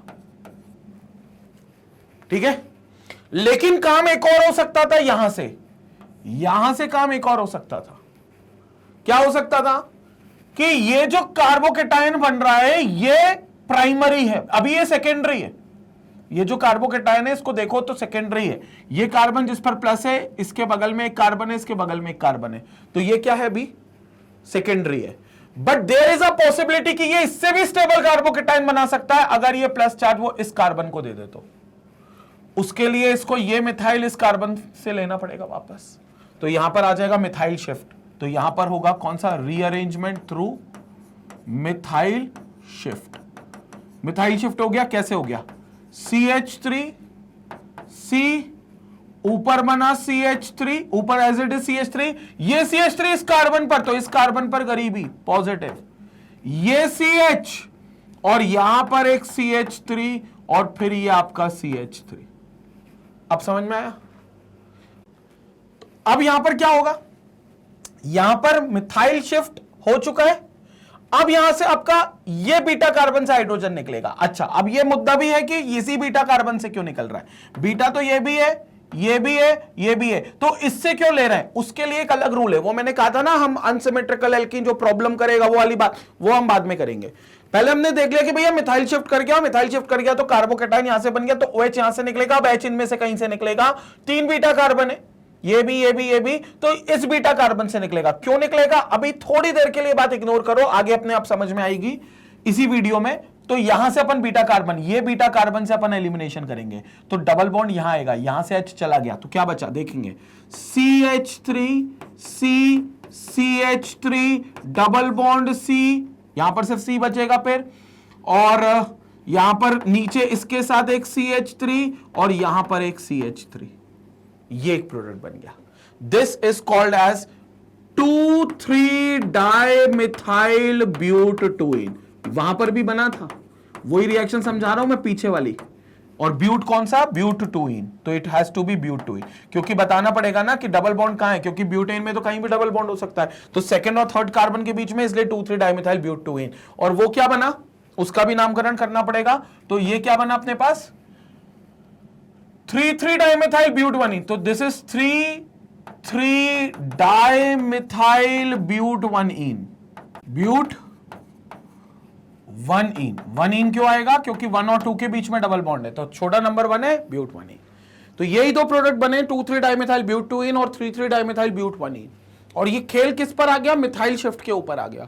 तो एक बार शिफ्ट होगा, एक बार शिफ्ट नहीं होगा, दोनों प्रोडक्ट अपने बनेंगे, बट मेजर प्रोडक्ट वही होगा जिसमें मिथाइल शिफ्ट होगा, क्योंकि वो स्टेबल कार्बोकेटाइन फॉर्म करेगा।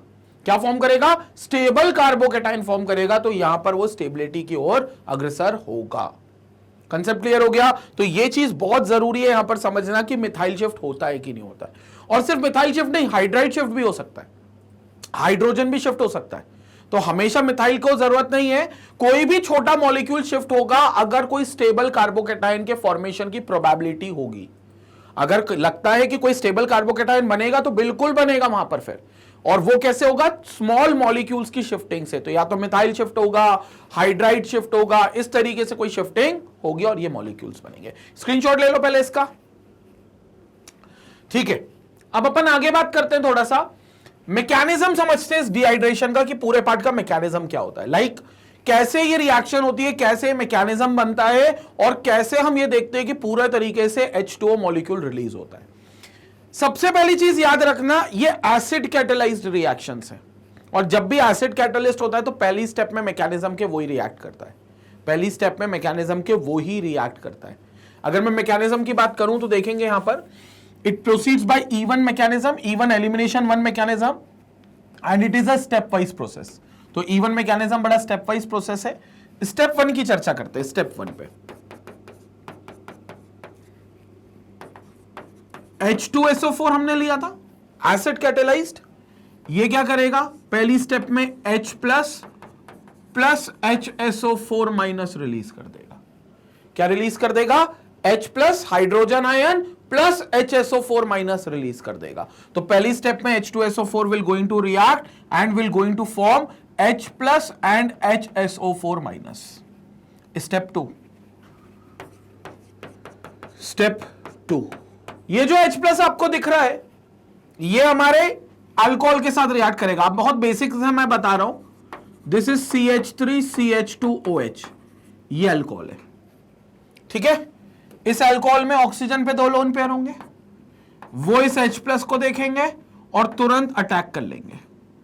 मतलब H प्लस इनके ऊपर आ जाएगा OH के पास और क्या बना लेगा? यहां पर देखेंगे रिएक्शन में CH3 CH2 OH और H with this oxygen having a positive charge, तो ऑक्सोनियम आयन। अब देखो इस एसिड ने क्या करा? H प्लस को OH में कन्वर्ट कर दिया, मतलब H प्लस को यहां OH में अटैक करवाकर H2O पॉजिटिव में कन्वर्ट कर दिया। एंड याद रखना यहां पर OH माइनस से ज्यादा अच्छा लीविंग ग्रुप OH2 है, मतलब OH2 having a positive charge. तो आपके पास OH माइनस जा रहा है, लेकिन OH माइनस एक्चुअली नहीं जा रहा, OH2 माइनस जा रहा है, ये इसको छोड़ देगा साथ। मतलब बेसिकली OH2 ग्रुप जा रहा है, ये ग्रुप चला जाएगा, ये साथ छोड़ देगा H2O बनके, क्योंकि OH माइनस से अच्छा लीविंग ग्रुप है OH2। कहने को उसको आप H2O बोल सकते हो वाटर, लेकिन OH माइनस से बेहतर लीविंग ग्रुप है OH2। So it is better leaving group than OH minus. It is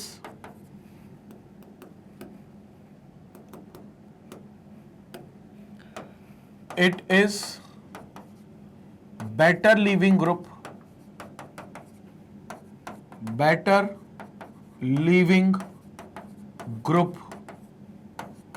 than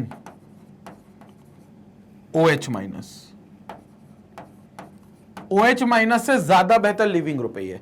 तो OH माइनस से अच्छे से ये निकल जाएगा, उससे ज्यादा बेहतर ये निकलेगा और ये पूरा मॉलिक्यूल निकलेगा, इस कार्बोकेटाइन पर पॉजिटिव दे जाएगा, ये कार्बोकेटाइन बन गया, H2O रिलीज। तो अगली स्टेप में क्या होगा?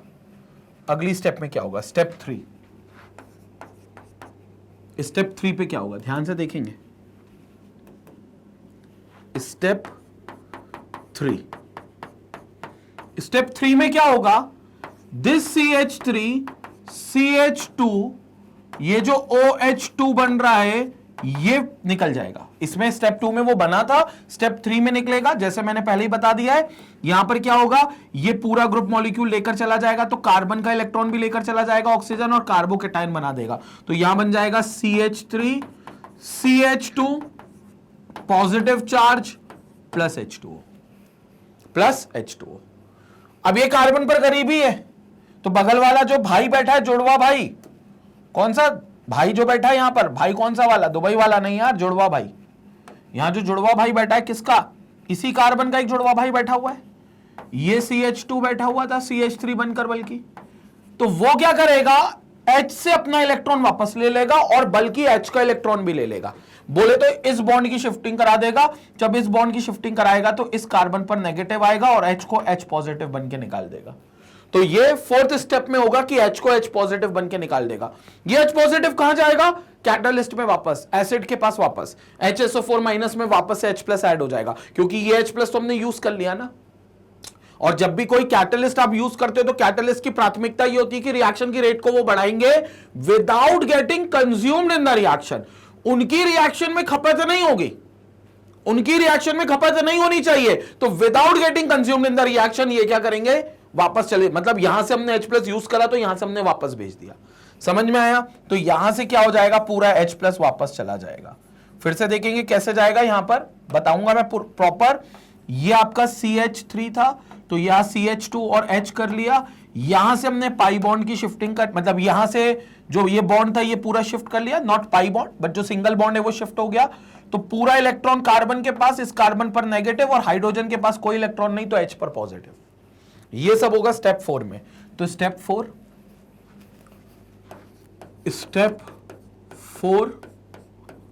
क्या कहेंगे, स्टेप 4 में ध्यान से सुनेंगे। स्टेप 4 में ये हमारा CH2 with a carbocation.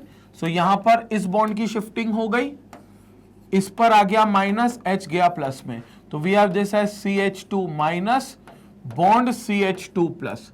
Minus और प्लस जब भी होते हैं तो वो एक बॉन्ड बना लेते हैं, तो यहां पर एक बॉन्ड बन जाएगा, एक बॉन्ड ऑलरेडी पहले से बन रहा था, ये डबल बॉन्ड आ गया, और ये H प्लस वापस से एसिड के पास चला जाएगा, क्योंकि acid was used as a catalyst over there.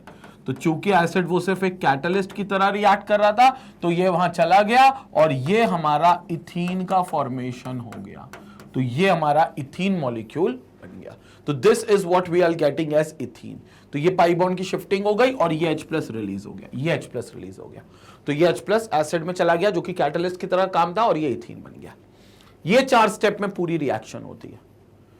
Clear हो गया। तो एक एक स्टेप ये इवन एलिमिनेशन होता है। पहले आपका क्या निकला, OH माइनस। OH माइनस क्या ग्रुप बन के निकला, H2O का ग्रुप बन के निकला, which is a much better leaving group than OH minus. तो H2O ने साथ छोड़ा, कार्बन पर प्लस दे दिया, कार्बन पे प्लस दे दिया, तो बगल वाले कार्बन ने मदद करी। बगल वाले कार्बन ने कहा मैं एक बॉन्ड हाइड्रोजन से बना रहा था, वो खींच लेता हूं, तो अपना इलेक्ट्रॉन भी ले आया हूं और हाइड्रोजन का भी ले आया हूं। तो अपने ऊपर नेगेटिव लाया, कार्बन पे प्लस, नेगेटिव बॉन्ड बन गया, हाइड्रोजन प्लस बन गया, क्योंकि कार्बन ने उसका इलेक्ट्रॉन भी ले लिया था, तो कार्बन हाइड्रोजन पर कोई इलेक्ट्रॉन नहीं आया, वो प्लस बनकर वापस एसिड में गया होगा, कैटलिस्ट बन गया होगा।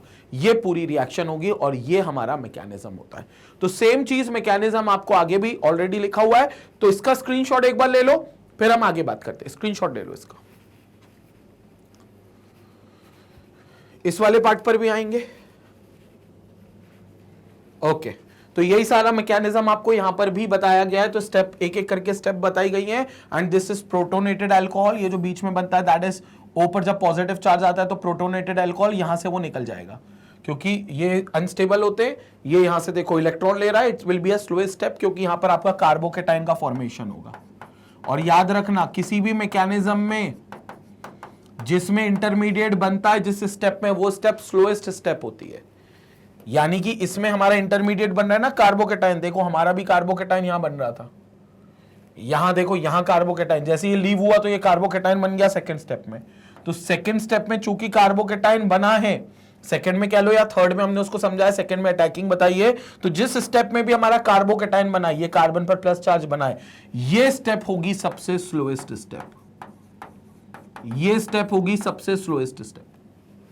क्योंकि याद रखना, जिस किसी भी स्टेप में इंटरमीडिएट फॉर्म होते हैं वो सबसे स्लोएस्ट स्टेप होती है। और केमिकल काइनेटिक्स के नजर से देखें तो जो स्लोएस्ट स्टेप होगी उसी को हम रेट डिटरमाइनिंग स्टेप बोलेंगे, यानी कि वो स्टेप रेट को डिटरमाइन करेगी। तो ये बात बहुत इंपॉर्टेंट है। तो यहां पर अपन ये बात लिखेंगे कि जो स्लोएस्ट स्टेप है इन mechanism, in chemical, in reaction mechanism,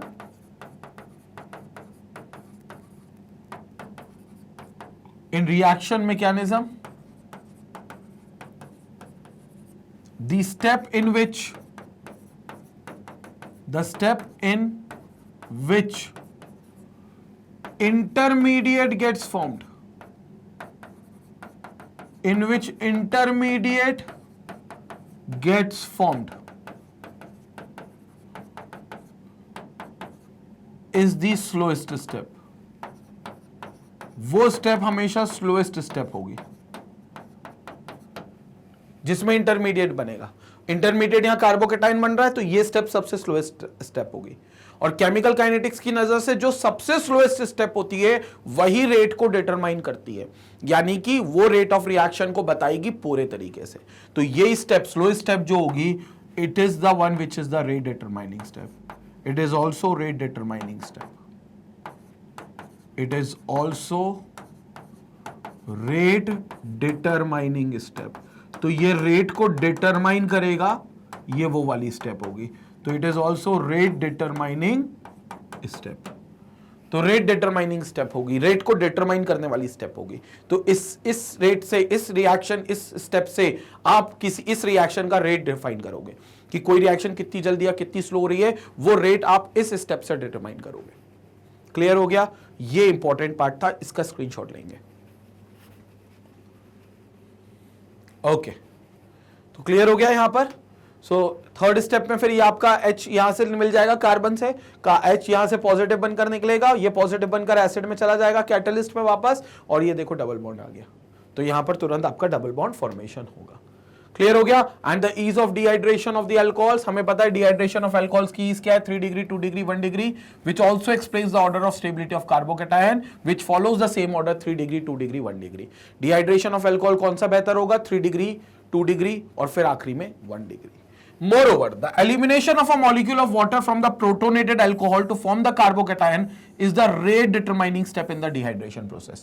Why? Because that step is the slowest step, जिसमें कार्बोकेटाइन बना है। तो वो कह रहे हैं the elimination of a molecule of water from the protonated alcohol, वो जो O पॉजिटिव बन गया था उसमें से जो वाटर निकला था, उसके बाद जो कार्बोकेटाइन फॉर्म बना था, वो वाली स्टेप रेट डिटरमाइनिंग स्टेप होगी, क्योंकि उसमें इंटरमीडिएट बन रहा है, और इंटरमीडिएट जिस स्टेप में बनता है वो स्लोएस्ट स्टेप होती है, इसलिए ये रेट डिटरमाइनिंग स्टेप होगी।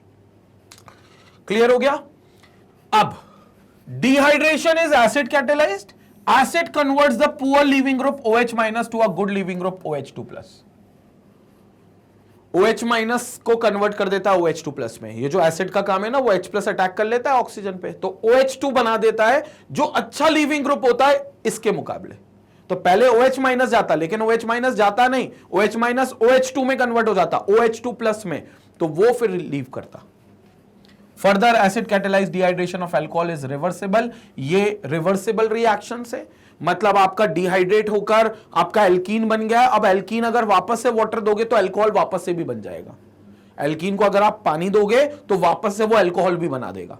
तो रिएक्शन पीछे भी आ सकती है, इसलिए जरूरी होता है कि जैसी वाटर बने आप उसको रिमूव करवा लो, अदरवाइज रिएक्शन वापस आना चालू कर देगी और इक्विलिब्रियम अचीव कर लेगी, क्योंकि रिवर्सिबल भी होती है। Whenever the structure of the alkyl group permits, rearrangement occurs। तो जब भी परमिट करेगा तो रीअरेंजमेंट हमेशा होगी। ठीक है, हाँ आगे चलते हैं। तो देखो रीअरेंजमेंट के किससे देखो, तो यहां पर देखोगे आप OH इस ग्रुप से निकल रहा है, तो यहां कार्बोकेटाइन, लेकिन यहां बहुत देर तक कार्बोकेटाइन टिकेगा नहीं, ये कार्बोकेटाइन तुरंत यहां शिफ्ट हो जाएगा। तो यहां कार्बोकेटाइन शिफ्ट हो जाएगा, ये कार्बोकेटाइन है, ये 3 डिग्री पे शिफ्ट हो जाएगा, एक मिथाइल वहां पर भेज देगा, ठीक है ना, और बल्कि हाइड्रोजन भेज देगा, नॉट मिथाइल, यहां हाइड्राइड शिफ्ट होगा, ये हाइड्राइड शिफ्ट करेगा। ठीक है, तो rearrangement occurs which is the hydride shift. Methyl को भेजेगा तो फर्क नहीं पड़ेगा, मिथाइल को नहीं भेजना, ये जो हाइड्रोजन लगा है ना इसको यहां भेजना। मिथाइल को तो हम अवॉइड करते हैं, क्योंकि मिथाइल हटने से डिग्री कम हो जाएगी, क्योंकि वो मिथाइल ही तो है, या जो कार्बन है उसी से जो डिग्री डिफाइन होती है। अगर कार्बन ही ले गए तुम तो फिर डिग्री कम हो जाएगी। तो इसलिए प्रायोरिटी किसको देंगे हम, हाइड्रोजन को। तो यहां हाइड्रोजन है तो हाइड्राइड शिफ्ट होगा। अब ये देखो H यहां चला गया तो CH3 के पास, इसके पास, और यहां कार्बोकेटाइन बीच में आ गया। पहले यहां पर कार्बोकेटाइन था, पहले ये 1 डिग्री कार्बोकेटाइन था, अपने आप करेगा और आपको कोई भी शिफ्टिंग नहीं करनी। ये 1 डिग्री कार्बोकेटाइन था पहले, अभी अपने आप 3 डिग्री कार्बोकेटाइन में तब्दील हो गया। ये आपका 3 डिग्री कार्बोकेटाइन बन गया अपने आप। So this is your 3 degree carbocation. तो 1 डिग्री से you have obtain 3 degree carbocation through hydride shift which occurs spontaneously, खुद से होता है, आपको कुछ भी इसमें मेहनत नहीं करनी। ठीक है, तो यहां पर ये शिफ्टिंग हो गई। आगे बात करते हैं। तो रीअरेंज कार्बोकेटाइन, उसके बाद फिर आपका, हाँ फिर आपका मुद्दा आएगा बीटा हाइड्रोजन। 3 बीटा हाइड्रोजन, ये बीटा 1, ये बीटा 2, ये बीटा 3, किससे निकलेगा, बीटा 3 से निकलेगा। क्यों निकलेगा, थोड़ी देर और रुको, अभी बताते हैं। बीटा 3 से निकलेगा तो यहां पर डबल बॉन्ड आएगा। तो ये देखो यहां डबल बॉन्ड आ गया, alkene arising from the carbocation, arrangement of carbocation. अगर नहीं अरेंज होता तो कॉर्नर पे ही रहता, अगर अरेंज नहीं होता तो कॉर्नर पे ही प्लस रहता, तो फिर यहीं पर डबल बॉन्ड आता अल्फा बीटा कॉर्नर पे ही, तो फिर कॉर्नर पे भी डबल बॉन्ड आ सकता है। ऐसा बनेंगे दोनों प्रोडक्ट, ये मेजर होगा, लेकिन रीअरेंज करके जो बनेगा वो मेजर होगा, रीअरेंज करके नहीं बनेगा वो माइनर होगा। तो हम कहते हैं कि पूरे मॉलिक्यूल्स रीअरेंज नहीं करेंगे, बहुत सारे कर लेंगे, कुछ रह जाएंगे, जो रह जाएंगे वो ये बनाएंगे, जो कर लेंगे रीअरेंज वो ये बनाएंगे। तो मेजर विल बी रीअरेंज वाले, तो ये रीअरेंज वाले मेजर हो गए। क्लियर हो गया। अब वो जो मन में सवाल है कि बीटा एलिमिनेशन रिएक्शन में अगर बीटा कार्बन 1 से ज्यादा हुआ और अनसिमेट्रिकल अल्कोहल हुआ तो फिर किस बीटा कार्बन से हाइड्रोजन एलिमिनेट होगा, वो सवाल का जवाब देने का समय आ गया है। चर्चा कर लेते, पहले स्क्रीनशॉट ले लो। So we have, okay, whenever an alkene is form, थोड़ी और बात कर लेते हैं। Whenever an alkene is formed by dehydration of an alcohol, the major product formed is the most substituted alkene, which is according to Saint-Zeff's rule. Which is according to Saint-Zeff's rule. Saint-Zeff rule define करेगा कि कौन से beta carbon से hydrogen निकलना चाहिए, कौन से beta carbon से हाइड्रोजन एलिमिनेट होना चाहिए for unsymmetrical alcohol. For symmetrical में तो अब तक कोई समस्या नहीं थी, क्योंकि सिमेट्रिकल का केस हमने देख लिया था। इनफैक्ट स्टार्टिंग में हमने साइक्लिक का भी केस देखा था, हमें साइक्लिक से भी कोई प्रॉब्लम नहीं थी। हां, अनसिमेट्रिकल में देख लेते हैं क्या कहानी होगी। अनसिमेट्रिकल समझ गए ना, समझाते हैं, अगर नहीं समझे तो यहां देखेंगे। This is for dehydration of unsymmetrical alcohol, for dehydration of unsymmetrical alcohol, unsymmetrical alcohol, यहां सुनेंगे, unsymmetrical alcohol. So this is for dehydration of unsymmetrical alcohol. समझेंगे यहां पर CH3 CH2 CHOH CH3, this is a kind of an unsymmetrical alcohol. क्यों unsymmetrical alcohol है, क्योंकि alpha carbon के अगल और बगल में आपके कार्बन की संख्या सेम नहीं है। अगर सेम होती तो सिमेट्रिकल होता, सेम नहीं है तो अनसिमेट्रिकल है। तो अगल और बगल में दोनों तरफ कार्बन की संख्या अलग है। ठीक है, देख लो आप इधर, ये OH अल्फा कार्बन हो गया, ये अल्फा कार्बन हो गया, दिस इज अल्फा कार्बन। यहां देखोगे तो आपके पास 2 कार्बन है और यहां देखोगे आपके पास तो एक ही कार्बन है, अनसिमेट्रिकल हो गया। अब यहां पर आपके पास 2 केस अराइज हो जाएंगे, क्योंकि आपके पास बीटा कार्बन 2 है, लेकिन दोनों से किसी से भी हाइड्रोजन निकाल लो और कहो एक ही बात होगी, यह गलत बात होगी। मतलब दोनों से हाइड्रोजन निकालोगे तो अल्फा बीटा अनसैचुरेशन अलग अलग आएगा। कैसे अलग अलग आएगा, बात करते हैं। मान लो ये है बीटा 1 कार्बन, ये है बीटा 2 कार्बन, एक है बीटा 1, एक है बीटा 2 कार्बन। फिर से ये है बीटा 1 कार्बन, ये है बीटा 2 कार्बन। थोड़ी देर के लिए मानते हैं बीटा 1 एलिमिनेशन हुआ है। कौन सा एलिमिनेशन हुआ है? बीटा 1। बोले तो ये H गया है और ये OH गया है। प्रोडक्ट कौन सा बनेगा? प्रोडक्ट कौन सा बनेगा अगर बीटा 1 एलिमिनेशन हुआ है? तो देखेंगे मैकेनिज्म के बिना। मैकेनिज्म क्योंकि ऑलरेडी समझ चुके, तो मैकेनिज्म में टाइम वेस्ट नहीं करेंगे। CH3CH, ये 2 ही रह जाएगा, यहां CH आएगा, डबल बॉन्ड CH2 आएगा, ये बन गया आपका ब्यूट 1ईन। ये बन गया ब्यूट 1ईन। लेकिन अगर एलिमिनेशन बीटा 1 ना होकर बीटा 2 होता, कौन सा एलिमिनेशन होता?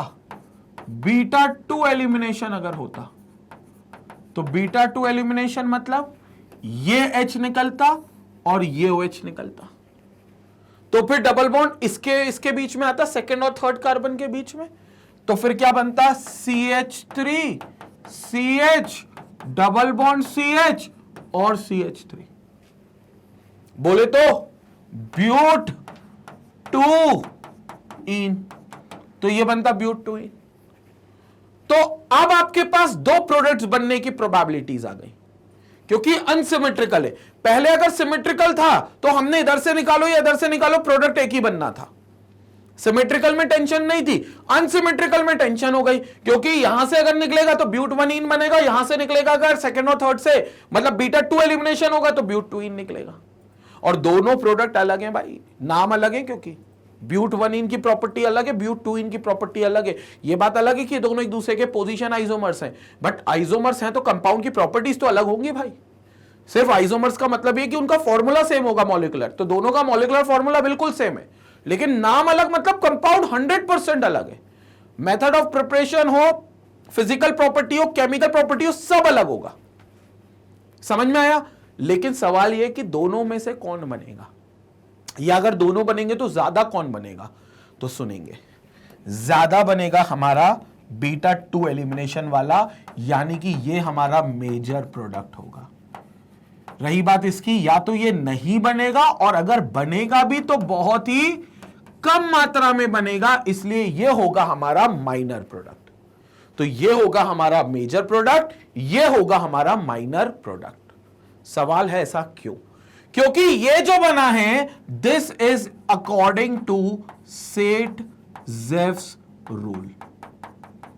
ये जो प्रोडक्ट बना है, this is according to Saytzeff's rule. और सेट-जेव रूल के हिसाब से हमेशा स्टेबल एल्कीन बनेगा which will be more substituted. कौन सा एल्कीन बनेगा? स्टेबल एल्कीन बनेगा which will be more substituted. More substituted in the sense, double bond यहां पर है, इस साइड एक कार्बन है, इस साइड एक कार्बन है, ये कार्बन इधर दो कार्बन से, लेकिन उससे ज्यादा सिमेट्रिकल और सब्स्टिट्यूटेड एल्कीन ये, डबल बॉन्ड है, इधर भी दो कार्बन है, इधर भी दो कार्बन है। समझेंगे सेट-जेव रूल की कहना क्या है? पहले तुम सेट-जेव रूल का कहना समझ लो, आधी बात वहीं से समझ में आ जाएगी। सेट-जेव रूल का कहना क्या है तुम ये समझ लो। सेट-जेव रूल कहता है, in beta elimination reaction for unsymmetrical compound, in beta elimination reaction for unsymmetrical compound, hydrogen will be, ध्यान से सुनते हुए चलें, hydrogen will be eliminated. Hydrogen will be eliminated from that beta carbon,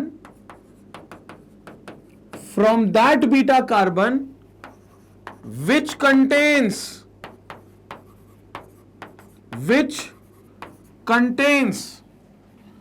less number of hydrogen atoms,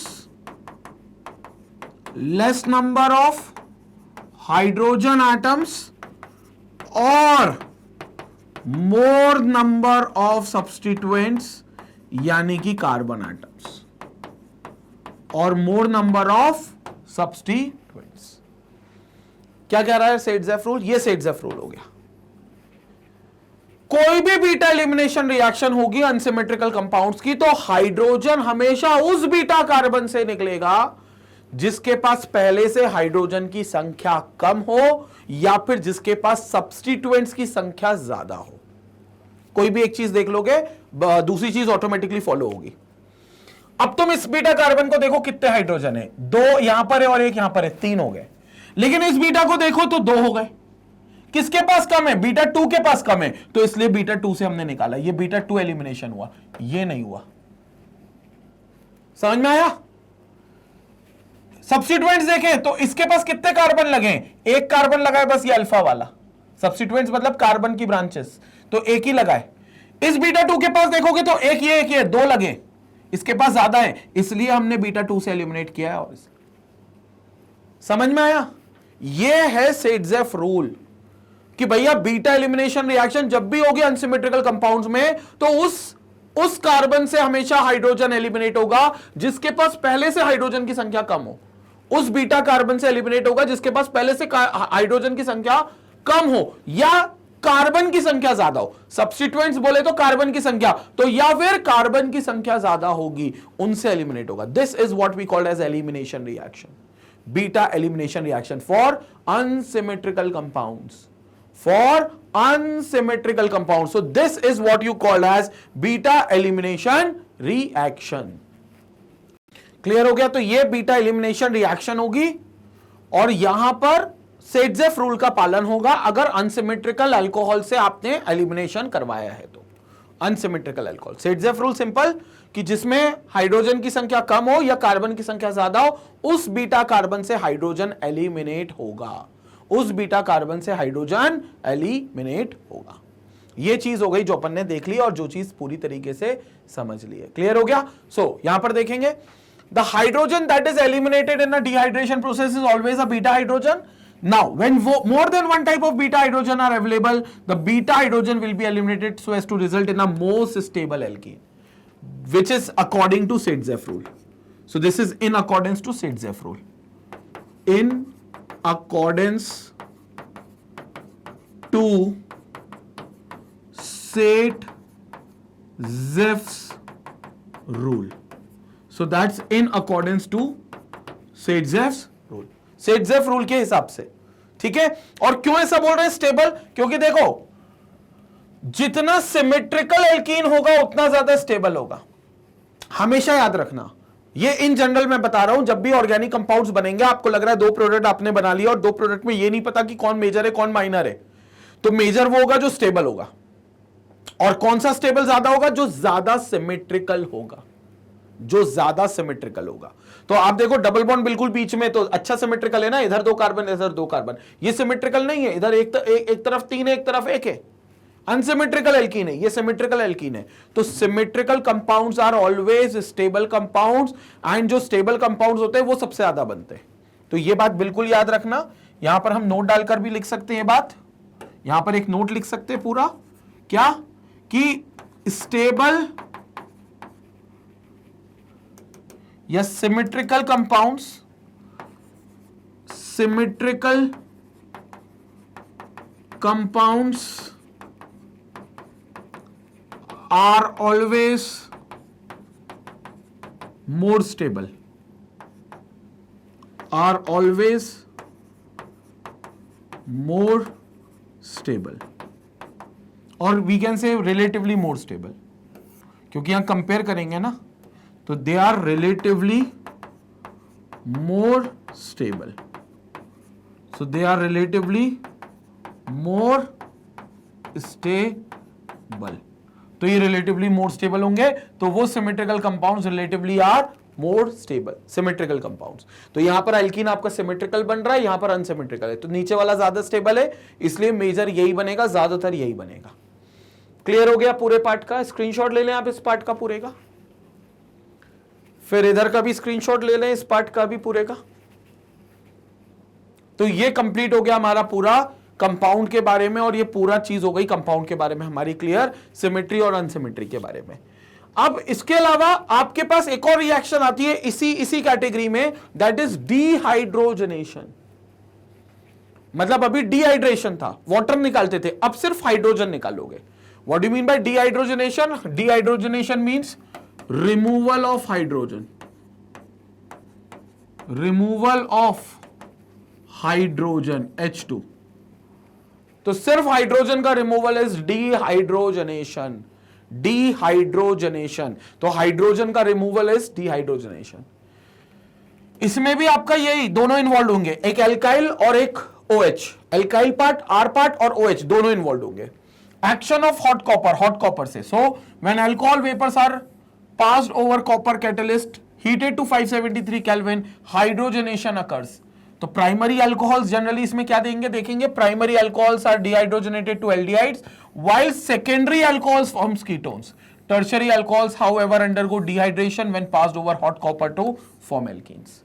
तो simple सी बात है, जो primary alcohol होगा 1 डिग्री अल्कोहल होगा, अगर आप इसको हाइड्रोजन निकालोगे, अच्छा हाइड्रोजन को निकालना मतलब एक तरीके से ऑक्सीडेशन कर रहे हो, क्योंकि याद है removal of hydrogen, removal of hydrogen is also oxidation. तो आप 1 डिग्री अल्कोहल को रिमूव करवा रहे हो, 1 डिग्री अल्कोहल निकल रहा है, मतलब यहां 1 डिग्री अल्कोहल को आप डिहाइड्रोजनेट कर रहे हो, हाइड्रोजन निकाल रहे हो, 1 डिग्री अल्कोहल नहीं निकलेगा, हाइड्रोजन निकलेगा।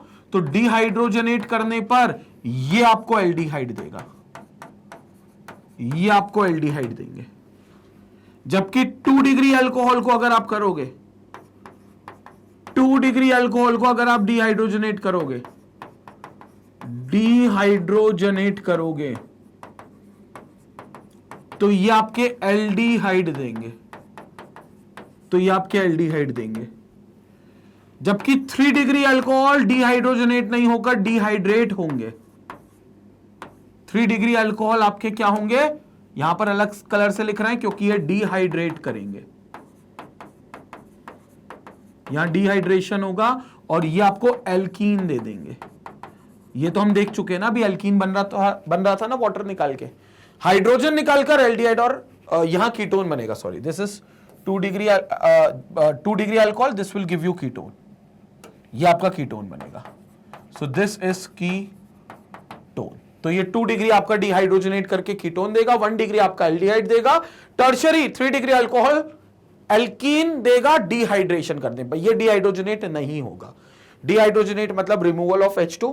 रिएक्शन देखते हैं, और हाइड्रोजन निकाल रहे हो मतलब एक तरीके से ऑक्सीडेशन भी कर रहे हो। तो कॉपर कैटलिस्ट आपने यूज कर लिया, हीट करा 573 केल्विन पर, यहां से एक H निकलेगा, तो अब यहां से ही H निकलेगा, मतलब अल्फा कार्बन से ही H निकलेगा। ये H तो आपका अल्फा कार्बन OH के पार्ट से निकल रहा है, ये अल्फा कार्बन से ही H निकलेगा, दोनों H। हाइड्रोजनेशन मतलब H2 का रिमूवल, H2 2 हाइड्रोजन का रिमूवल, गैस बन के निकलेगी H2, तो दोनों H की जुगाड़ कहां से होगी, अल्फा कार्बन से ही होगी, मतलब एक OH पार्ट से होगी और एक अल्फा कार्बन से ही होगी। ये H बीटा तक नहीं जाएगी बात, तो ये दोनों H निकाल लो। अब क्या होगा देखो, CH3C double bond O, sorry COH और ये H2। अब तुम देखो यहां पर, ये तुमने OH से H निकाल लिया और एक H तुमने यहां से निकाल लिया। कितने H निकल गए, 2 H निकल गए, तो -H2 हो गया। क्या बचा, -H2 हो गया, क्या बचा, -H2 हो गया, तो फिर क्या बचा, ये CH3 as it is. C इस कार्बन पर एक बॉन्ड फ्री और इस ऑक्सीजन पर एक बॉन्ड फ्री, ऑक्सीजन पर एक बॉन्ड फ्री और कार्बन पर एक बॉन्ड फ्री, मिलकर एक और बॉन्ड, एक बॉन्ड पहले से बन रहा था, एक और बॉन्ड, डबल बॉन्ड O और H। बोलो क्या बन गया, एल्डिहाइड। इथेनॉल है, इथेनॉल है बेसिकली, क्योंकि इथेनॉल से इथेनॉल बनाया, तो ethanol which is a kind of N aldehyde.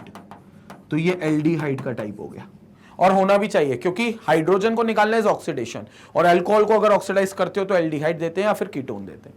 OH की पोजीशन पे डिपेंड करता है। वहीं देख लो, अगर सेकेंडरी होता तो, बीच में होता तो, यहीं से हाइड्रोजन, यहीं से हाइड्रोजन, दोनों कार्बन, एक OH से और एक अल्फा कार्बन से, कार्बन और ऑक्सीजन के बीच में डबल बॉन्ड, प्रोपेनोन बन गया, H2 निकल गया। ये रिएक्शन भी देख लो, CH3 CHOH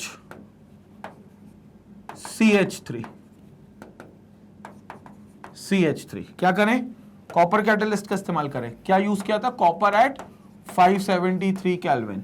so again copper at 573 kelvin. क्या देखो, ये देखो H निकला H, ये H2 गैस निकल गई, प्लस एक कार्बन पर बॉन्ड फ्री, हाइड्रोजन गया, एक ऑक्सीजन पे बॉन्ड फ्री, उसका भी हाइड्रोजन गया, दोनों ने आपस में बॉन्डिंग कर ली। एक ऑलरेडी पहले से थी, मतलब डबल हो गई, तो C double bond O CH3। अब ये कीटोन बन गया, अब ये कीटोन बन गया, क्योंकि कार्बोनिल ग्रुप बीच में आ गया, तो ये कीटोन बन गया। ये रिएक्शन है सेकंड वाली, ये रिएक्शन थी फर्स्ट वाली। थर्ड वाले में अभी तक जो देखते आ रहे थे, क्योंकि ये हाइड्रोजन तो निकल सकता, इसके पास हाइड्रोजन ही नहीं है। अल्फा कार्बन के पास हाइड्रोजन ही नहीं है ना 3 डिग्री अल्कोहल में। 2 डिग्री में एक था, 1 डिग्री में 2 थे, लेकिन 3 डिग्री में एक भी नहीं है, तो फिर ये डिहाइड्रोजनेशन करेगा ही नहीं, फिर ये डिहाइड्रेशन करेगा। डिहाइड्रोजनेशन नहीं करेगा, डिहाइड्रेशन करेगा। तो डिहाइड्रेशन करेगा कॉपर, तो यहां से OH निकालेगा और किसी भी एक बीटा कार्बन से H निकालेगा। इधर से निकाल लिया है, तो यहां बीच नीचे डबल बॉन्ड बन गया है, तो ये बन जाएगा आपका 2 मिथाइल प्रोपीन प्लस H2। ये देखो ये H2 दे रहा है, जबकि ये H2 दे रहे थे, ये H2 दे रहा है। कंसेप्ट समझ में आया कि नहीं आया? क्लियर हो गया? तो ये रिएक्शन जो है डिहाइड्रोजनेशन, ये भी उसी कैटेगरी में आएगी, reaction involving alkyl and OH group, क्योंकि इसमें एल्काइल का भी पार्ट लगा है और OH का भी पार्ट लगा है। OH से H निकाला, एल्काइल से कार्बन जो अल्फा कार्बन है उससे भी H निकाला, दोनों इन्वॉल्व हुए थे। डिहाइड्रेशन में भी यही हुआ था, OH हमने निकाला मेन OH पार्ट से और H निकाला हमने बीटा कार्बन से, तो वहां पर भी एल्काइल पार्ट ऐड हुआ, इन्वॉल्व हुआ था। ये होती हैं रिएक्शंस इस कैटेगरी की। और डिहाइड्रोजनेशन खासतौर से आप ऑक्सीडेशन भी मान सकते हो, तो भैया प्राइमरी अल्कोहल को ऑक्सीडाइज करते हो तो एल्डिहाइड बनता है, सेकेंडरी अल्कोहल को ऑक्सीडाइज करते हो तो आपका कीटोन बनता है। ये बात भी याद रखना, तो ये बात भी यहां पर लिख सकते हो बकायदा। Primary alcohol on oxidation, primary alcohol जिसको हम लोग 1 डिग्री अल्कोहल भी कहते हैं, तो ये ऑन ऑक्सीडेशन,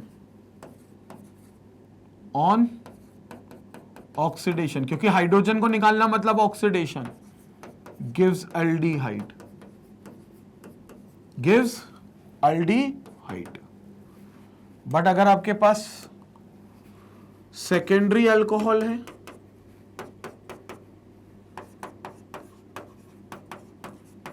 कौन सा अल्कोहल है? सेकेंडरी अल्कोहल है, तो सेकेंडरी अल्कोहल मतलब 2 degree alcohol which gives on oxidation which gives, और हाइड्रोजन निकालना मतलब ऑक्सीडेशन करना, gives ketone. 3 degree will not undergo dehydrogenation, oxidise नहीं होगा, बल्कि वो डिहाइड्रेशन दिखा देगा और डिहाइड्रेट करके एल्कीन बना लेगा, तो वो एल्कीन बना लेगा, उसका पार्ट अलग है। क्लियर हो गया? यहां पर इसका स्क्रीनशॉट लेंगे, इस वाले पार्ट का भी स्क्रीनशॉट लेंगे। ओके, तो यहां पर हमारे तरफ से पूरी कंप्लीट होती है रिएक्शंस को। इसको भी पार्ट एक बार देख लो, ये 1 डिग्री 2 डिग्री 3 डिग्री डिहाइड्रोजनेट करा, डिहाइड्रोजनेट करा मतलब हमने ऑक्सीडाइज करा, इसका भी स्क्रीनशॉट लेंगे। तो यहां पर कंप्लीट होता है हमारा पार्ट 3, जिसमें हमने उन रिएक्शंस की चर्चा करी थी जिसमें एल्काइल और OH ग्रुप दोनों इन्वॉल्व हो रहे हैं। तो एल्काइल पार्ट भी इन्वॉल्व हो रहा है, OH पार्ट भी इन्वॉल्व हो रहा है। वो रिएक्शंस में आपने डिहाइड्रेशन पढ़ा, डिटेल में पढ़ा, अनसिमेट्रिकल सिमेट्रिकल दोनों अल्कोहल के लिए पढ़ा, कौन सी बीटा एलिमिनेशन रिएक्शन से वो हाइड्रोजन निकलेगा, बीटा कार्बन से निकलेगा, वो भी पढ़ा। और हमने ये भी देखा कि पहले तो अल्फा बीटा गामा क्या होते हैं और दूसरा फिर सिट्जेफ रूल क्या होता है। उसके बाद फिर हमने डिहाइड्रोजनेशन की बात करी थी, जो एक तरीके का ऑक्सीडेशन ही है, क्योंकि आप हाइड्रोजन निकालोगे, वो रिएक्शन भी इसी कैटेगरी में आती है।